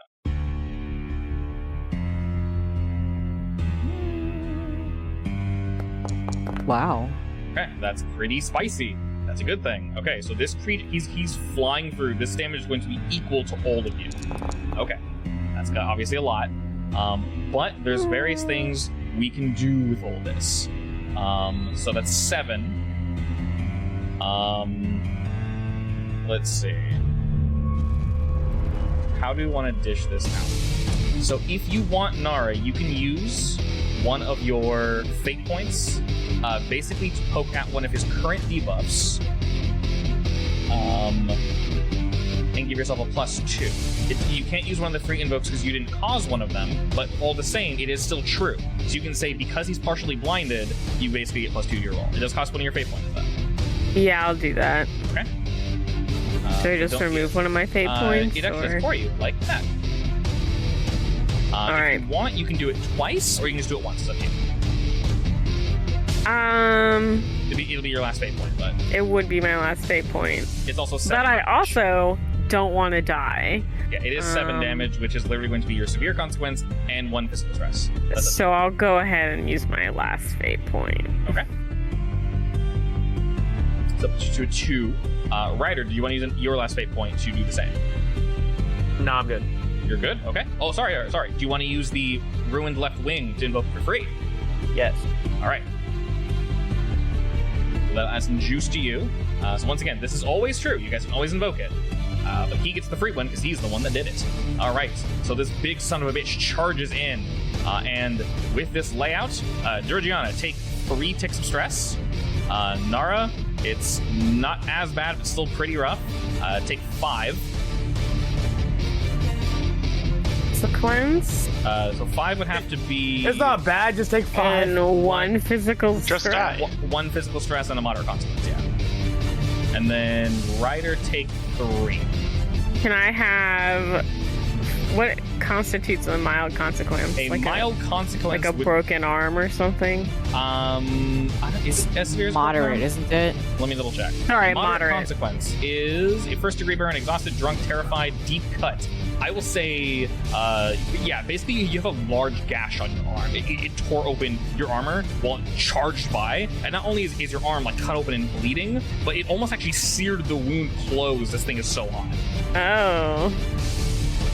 Nar. And it's currently in the same area as you guys, and this was a reaction as to giving it its final, so he can't do this again. This wasn't just a regular action, this was a reaction, effectively, as to giving him his final debuff, effectively. All of his bars are ticked. He is about to go down. He's not feeling very good. So, who went last? Ryder? Okay, yeah, so is Aldris or Nara next, Ryder? Oh, wait, what's a mild consequence in this case? Right-click and it tells you. Oh. Yeah, it gives you some examples there. Aldris. Aldris, alright, bud. Oh, boy. Can I wait, sorry. I'll see what Aldous. Alright. Aldous, you heard some shit go down next door. It sounded That's really pretty bad. He just Hey, Aldous, barreled in. Aldous, so you, The whole cave shook. Aldous, you can do whatever you want. I'm just saying it'd be really dope if you like powered my sword and then I chopped his head off. But you can do whatever you want. Just saying. Maybe I want the kill this time. Maybe I want to be the one that does the thing for once. I want to be the guy. Can I, like, go around and still see him? Definitely, yeah. Yeah, just want to, like, be able to see him. Yeah, so, So I can do stuff. this right here is one area. This whole spot right here is also an area. I know Okay. what Aldous is doing. Look where he is. Look where he's positioned. Behind him. I bet he has a pole. Oh, no. He's got the pole ready. Oh, no, I would enjoy that. The lightning stick. Ooh. He does have the light. Yeah. All right, good sir. The creature doesn't even know you're there. Mika's ready to assist. He's right next to you. You can feel Well, the I magical mean- energies charging within him. The thing I was going to do is kind of close to a pole. Okay. What are you going for? So, I mean, I was going to try to, like, impale him with giant, like, rock spears coming out of the Sure. ground. Yeah, definitely. And I guess one can go towards the butt. I don't see why not. Because, you know, Why that's how not? this goes. Of course, of course. Away! All right, wonderful. All right, he is in his final stage. Oh, And I'll- that was not enough. All right, do you wish to invoke your free? Do it. Damage. Do it. Yes. Do it. All right, seared scales. That is being used for free. And I'll use a fate point for the wings weighed down. Juicy, juicy. Okay, so That'll be +4, so 10. that brings you up to a 10. As compared to my 3, I'll use my fate points, which brings you a 5. That is still 5 shifts of damage, and I think that was my last fate point for this boy. I believe it was... Oh, I closed it, so doofus. And it's huge now, man. Okay. So you're shooting effectively what? Just massive, like, rock spears at him? Pretty much. Okay. Like, no, they, like, come up from under him. Alright. And he just gets impaled a whole bunch. And one specifically goes up the butt. Okay. Well, good sir, he does not have enough stress to take this, so take it away. What happens? Oh boy. Everyone starts to see the ground under him swirl, and they make like little mini tornadoes. And as they rise up, they kind of harden together into spears, and they just extend through him, and he just gets impaled. Oh my god. So right after he charges you guys, you think he's gonna strike one more time, but before he's able to, Aldous pulls off this just miraculous display of magic and does exactly what he just said. And you see this creature just like he's just like impaled and just torn to pieces. Maybe his blood will get spoke by one of them, and he just screams out. You're not sure if there's any language in there, but you just hear pain as the creature just scratching at the walls, and you all dive backwards. Liam actually pulls you by your like your shirt. Georgiana just kind of gets you back, and Ryder, you dodge out of the way. Nara, you're easily able to move as the creature just screams in pain and screams out in pain, and blood begins to settle as it twitches and falls. Ugh. Twitches one more time, and you see lava begin to sort of ooze out of its mouth, and its head looks completely fine. You believe the creature is dead. Turn around and kiss Liam. I'm totally gonna walk up to the dragon and cut its head off. All right. You begin to work on its neck, Ryder. Liam gives you a kiss back, Georgiana, and as the creature finishes its death flails, he sort of moves from in front of you and then takes a few steps forward and kind of watches Ryder get to work.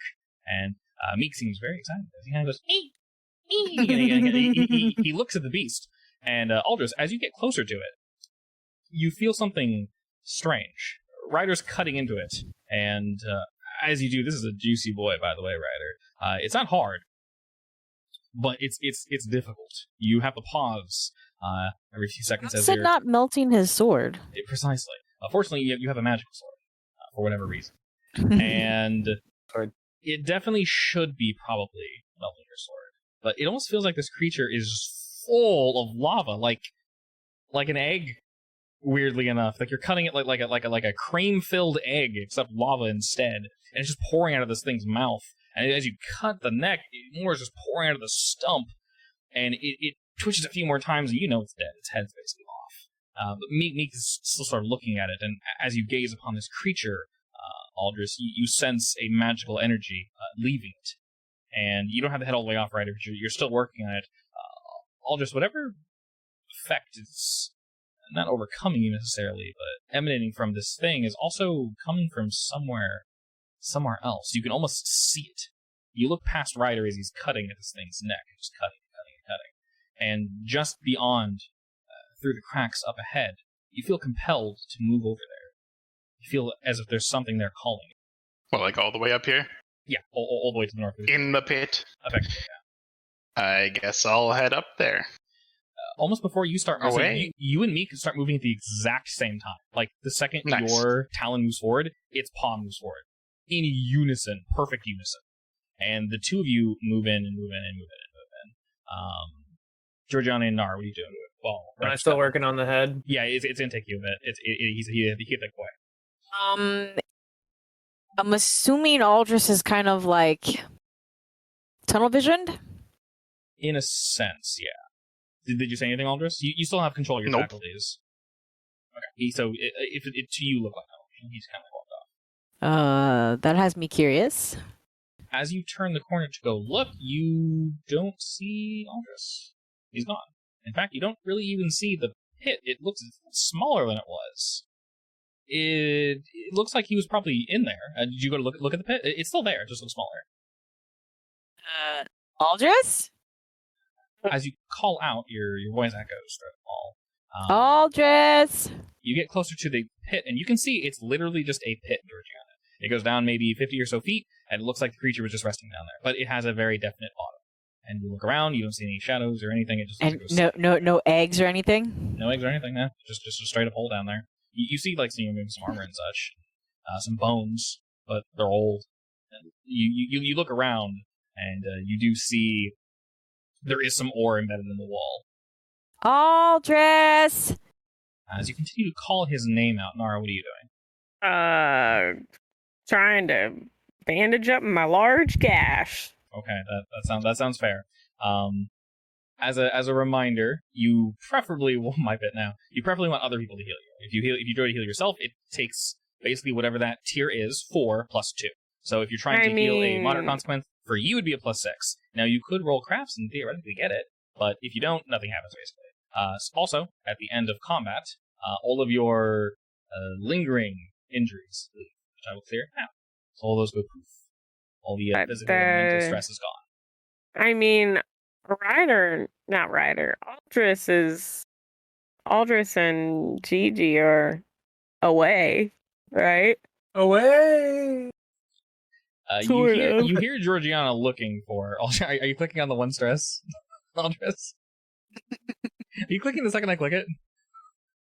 No, it's just broken. Is it broken? Yep. Okay, I would say... It would have been really funny. You should have just lied. Yeah, but say you have really good timing if that's you. Holy shit. Okay. Stop it. I'm like, Georgiana! I tried like 3 times Help and it me kept coming back, out. so I stopped. Okay, that's fair. How do I get healing from other people? I forget. They have to roll something that's equivalent. I hear a call, I'll run back. Whatever that thing may be. So to heal a large gash, Georgiana, do you have a skill that would suffice for that? Obviously, Oh god. Shoot, pilot, rapport, networking, investigation, a lot of these things. You mean shoot, but it's like a vaccination. Yeah, she would definitely need a skill to assist with that. I'm not sure. Sounds like magic could help, but you know. Sounds like magic. Can I use notice or investigate? Oh my god, I don't know how. You can use investigate, you have a buff. I'll say that. I can what? Use investigate to see how to heal this wound. So do that. Actually, no. Roll investigate, sure. Okay. Whatever your next roll is will have +2, whatever you choose to roll. And all you need to do is beat a 4. So... But it has to be something that actually makes sense to heal her. Crafts. Yeah. I never... Nice. She makes I'm it so proud of you. So it's a 0? That's a zero. She wraps the Band-Aid around it, and she's like, "This is perfect, isn't it?" And then the Band-Aid just falls off. Instantly falls off, yeah. Like, I tried really hard, but guess Liam- that one didn't work out. Liam pats you on the shoulder. I try again. It is a good try. We cut over to Aldris. And Aldris, this pit, when you walked up to it, it wasn't really much of a pit. It was actually a staircase that led down. Initially, it looked like a pit. But after you sort of kicked the bones and such out of the way, you realized they were concealing a staircase. And to you, the pit didn't really change. Now, you didn't see the pit to begin with. You didn't see the creature crawl out of this hole. But I can tell you this does not look the same as what Gigi just saw.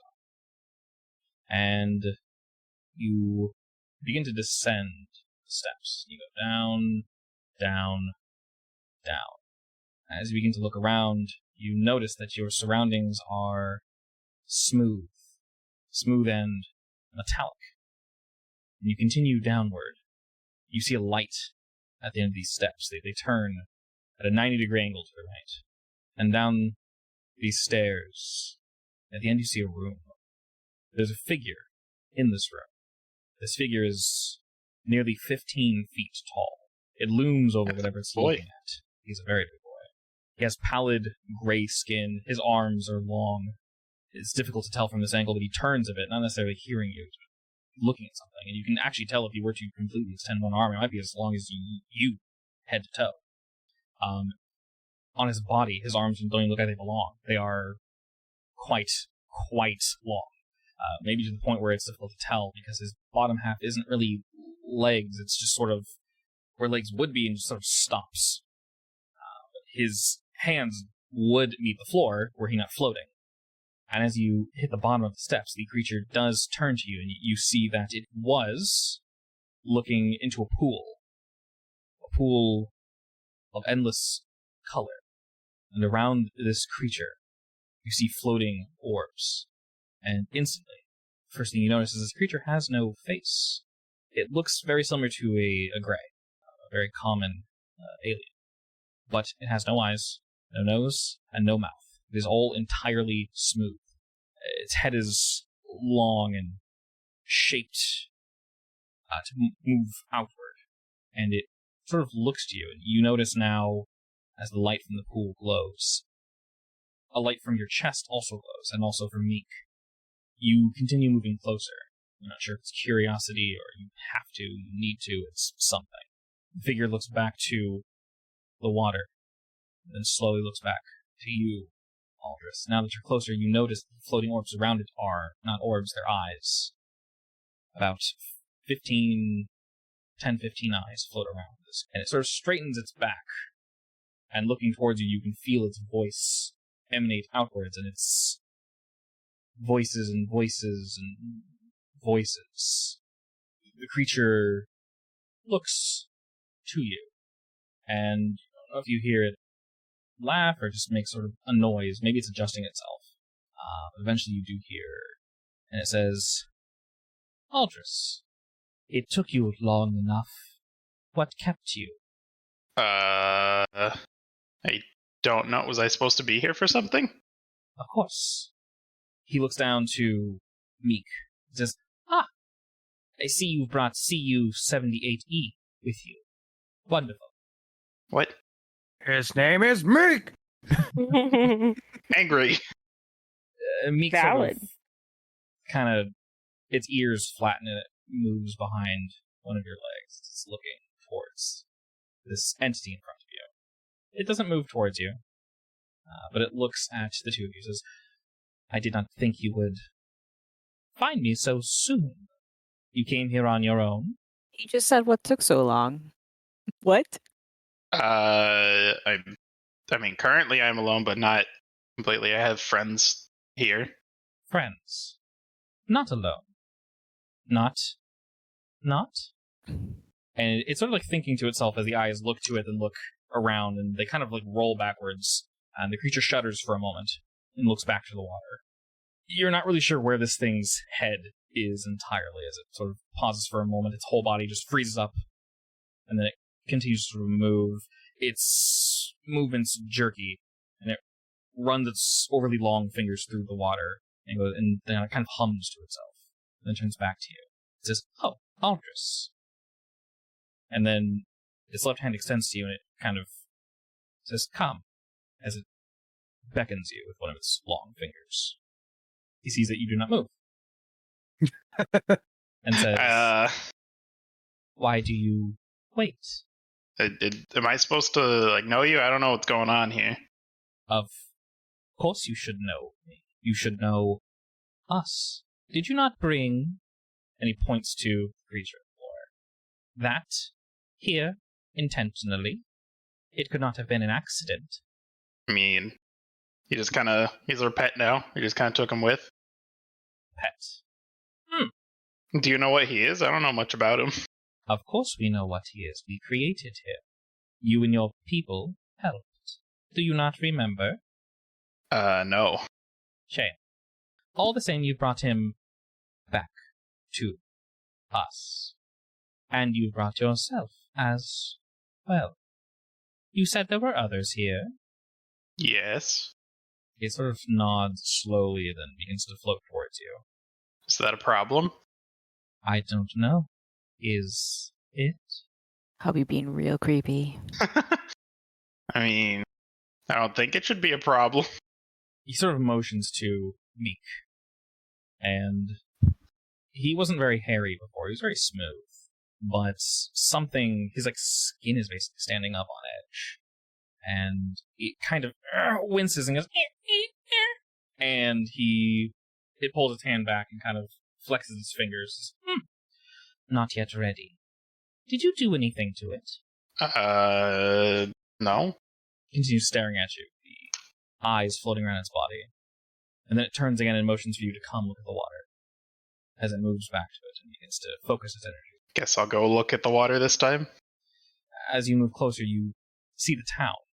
And as it moves its hands through the water, you see people moving, things moving.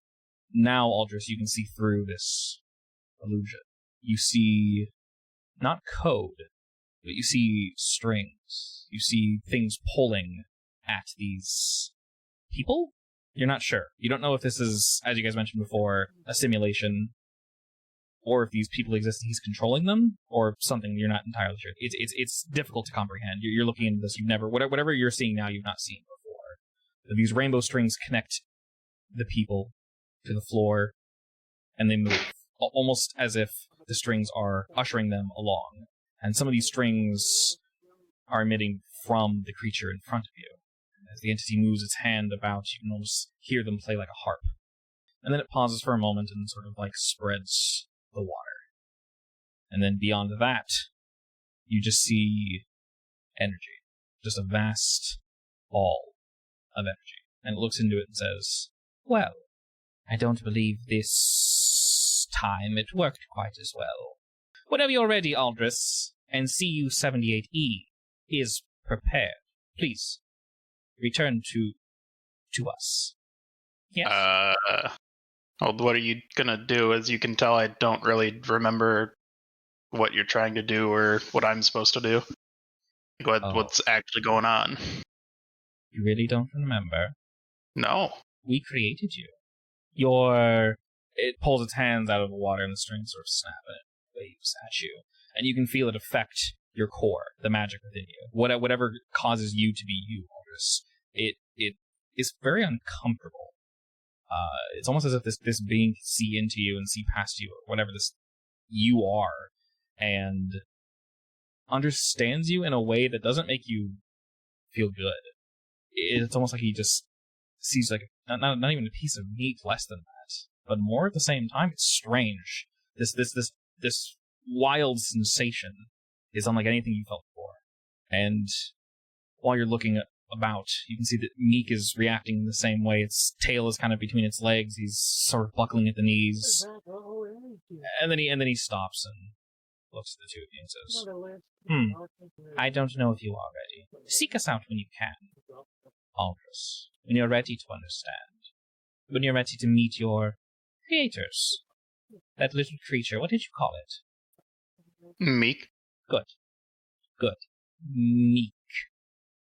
Easier to say. Your pet. this little creature. When it's done, seek us out, and we shall continue our experiment, yes? Okay. Good. But for now, we'll chalk this one up to a failure. You may go on whatever vessel you arrived on, Aldous. We're done with you for now. He turns back to the water and begins to just splash at it. And you can feel rumbling all around you. And you know something horribly wrong is happening. And currently the creature's paying you no mind. Meek is looking around. You just feel rumbling. There's no like stone coming down. You're looking around you, and you're noticing it looks almost like you're in a ship. You see some buttons on the walls and some consoles and such, but this isn't technology you personally recognize. What do you do? I'm gonna fly out back to everyone else. Okay. As you begin to I hate it here. Okay, as you begin to quickly fly outward, the shaking and shuddering it gets much, much, much louder, and you finally meet up with everybody. And Ryder, you've gotten the head. It is completely off, but it feels as if this entire cave is beginning to come down, and all of you just feel and hear just rumbling. It's almost difficult just to stand. It's shaking so much. What do you all do? I think we should. Grab think my we head should and get run out of here. All right, excellent. Yeah. You all begin to rush towards the entrance of this cave, and as you do, the shaking only gets worse and worse, and up ahead, the quaint little town, which name you unfortunately never got. Fortunately, that does not matter, as you see the town begin to collapse into itself and cave in. I shout to Captain, what did we come here for? Bullets. Or mats for bullets? Something for bullets, but the cave is rumbling and Are there any loose pieces of rock? We can say during that time, Georgiana, you did see all the ore. You did collect some of it. During the time that Aldous was, yeah. And I would have said, sorry, you and Nara definitely would have been collecting. Only because you guys. You mean while Aldous was doing his thing? While he was doing the thing and while you were cutting that off, Yeah, Aldous has always been kind of weird. I just do whatever I usually do. That's not very nice. Listen, I don't mean it in a bad way. I'm weird too. I found Aldous when he was a small bird man. That was a grown bird man, and he was alone, and I had to rescue him. So he's not that weird, okay? He's special in his own way. Is that true? Is this story true? Is anything true? My existence is a lie. I'm sensing a lie. It's not a lie. I had saved Aldous. Did I not, Aldous? Did I not save you? Okay, well, that's not the same as raising him from, like, an egg. I didn't raise him from an egg. I just found him when he was a small bird man. And now he's a grown bird man. Technically, it was a bit different how you guys found him, but it's similar to that, yes. Like, he was already hatched. Yes. As you guys are discussing this, you're seeing this world around you just collapse. The Kabuto is just kind of like just bumbling towards you guys, and like coming to get us. It's coming to get you guys. But as you see that, it's getting like bigger, and you see some of its hide, its shell is like cracking, and then it's like opening and like getting bigger and bigger and bigger. And is the dragon's head still a dragon's head in my hand? It's still a dragon's head in your hand, yeah, definitely. Cool. As you guys run forward, it's like little pincers, like, and then just like kind of cracks open, and its mouth or whatever have you completely just distends, and you see your as usual like loading, the loading bridge that's like unrolls from its mouth, and inside its maw you see mostly flesh, but that might just be an illusion. You're not 100% sure. It's odd. But you do know that this is the ship. It's like turning back into what it was. You guys begin to rush closer and closer and closer and closer to the Kabuto. As you guys see everything coming down around you, what do y'all do? Like, Kabuto, faster! Right. It's attempting to like run towards you, and it's kind of bumbling over itself. You see it's like arms and legs are like folding and cracking back into itself as it's turning back to landing gears, and its wings like, and then the wings kind of and then stop, but then you hear like a thruster go, and the thrusting and the wings almost like combine and make the same sound as the Kabuto gets closer and closer. You guys turn as you hear the mountain collapsing into itself. You see all the stone break away. And if you zoom the map all the way out, you'll see that this map has a very particular shape. And you'll notice this exact shape rise itself up out of the ground. It's like a spider. It does look like a spider, but if you look at this end here, the section that you guys came in, the rounded edge... We came in the butt entrance. You came in the butt. Okay, well, that's... No. Okay. I refuse. Reversing that, looking at this side here, as the helm of a ship, you see just that. A massive metal ship. And these things here being its wings, and then the face, the maw, whatever being its backside. This ship rises upwards, and you see all the ground around you just begin to fall into nothing. It's not as if you guys are on a planet. It's almost as if this illusion is just given up. It's falling into just void. So we were on a ship? The mountain was basically a ship. Yes, the cave was basically a ship. And the ship sort of almost like folds into itself as light just begins to bend around it, and just like that, it's like it's just gone. You don't even see which direction it goes in. You can't even you can like make a guess where it was facing, but it's that's also difficult to tell. So wait, what happened to the land outside the ship? The land outside the ship is falling into literal void, into black nothingness. You don't see stars. You see strange strings trying to hold things together. You see like uncreation almost. It's almost like just the stone, the trees, they're like glitching out of existence. If you stare at any one thing for too long, it blurs and just turns to nothing, like sand. Everything around you begins to do that. It just flakes away into nothing. The town keep on running and be like, I don't like this. Just falls into itself. You guys are able to jump into the Kabuto in time, and it's a little fleshy, maybe for like 2 seconds, but then the Kabuto ends up flipping itself back into the actual Kabuto, the ship itself. And it's very bumpy because the Kabuto is trying to regain its old Aldrich is back with us, right? Aldrich is with you guys, yes. All right, I'm gonna yell at him. What did you do? We can talk about it later. Kabuto, Oh my God, you did do something! Kabuto, are you fully booted up? Yes, Ryder. All right, well, get us out of here wherever we are. Proceeding to get us out of here. And the entire Kabuto begins to just kind of shake, rattle, and roll, and you're not really sure where it's going. You see out the windows, but see nothing. You see light, and that's basically it. Nothing makes any sense. You guys, that strange, just churning sensation that washed over all of you when you guys entered this realm hits you all again, but worse this time, almost as if there's some force here trying to compel you to stay and not leave. But you're able to push past that. And whatever happens, the Kabuto pushes through, flips, and suddenly, blackness, nothing, no light. All the light in the Kabuto is almost being like sucked away. The lights were on for a moment. It was working. You guys see nothing. And then maybe a second or two after that, before you can panic or think about anything, boom, everything's just back on. All the lights are on, and you guys are just floating in space. You can see out the windows. You see the stars. You see a planet nearby. Man, that was weird. And you're all just floating back in the ship. Do I still have the dragon head in my hand? Strange enough, yes. Yeah. Nara, That's all he cares about. What? to the medic bay. Okay. No questions asked. Yeah, I go. Okay. I need to be healed so that I can work. We will say... I'm gonna roll for a healing thing, but I'm using the Kabuto to heal her. Yes, I would say, because you guys are in the Kabuto, and we've had, ample, proper downtime, which one do you want to heal? Mild consequence. Moderate consequence.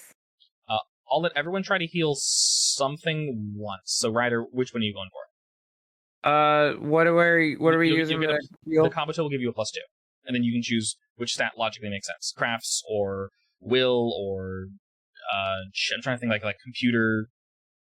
Anything along those lines. Will my bruises away. Sure, yeah, that works. And then we'll add +2. You just need to get 2. That's it. I'm gonna do... Wait, what were you doing, Gigi? I'm willing my bruises away. You're willing your bruises away. Okay. I'm gonna try to do the moderate concussion. Okay. Or the moderate gash, I mean. Alright, well, they're still bruises, but they're currently healing.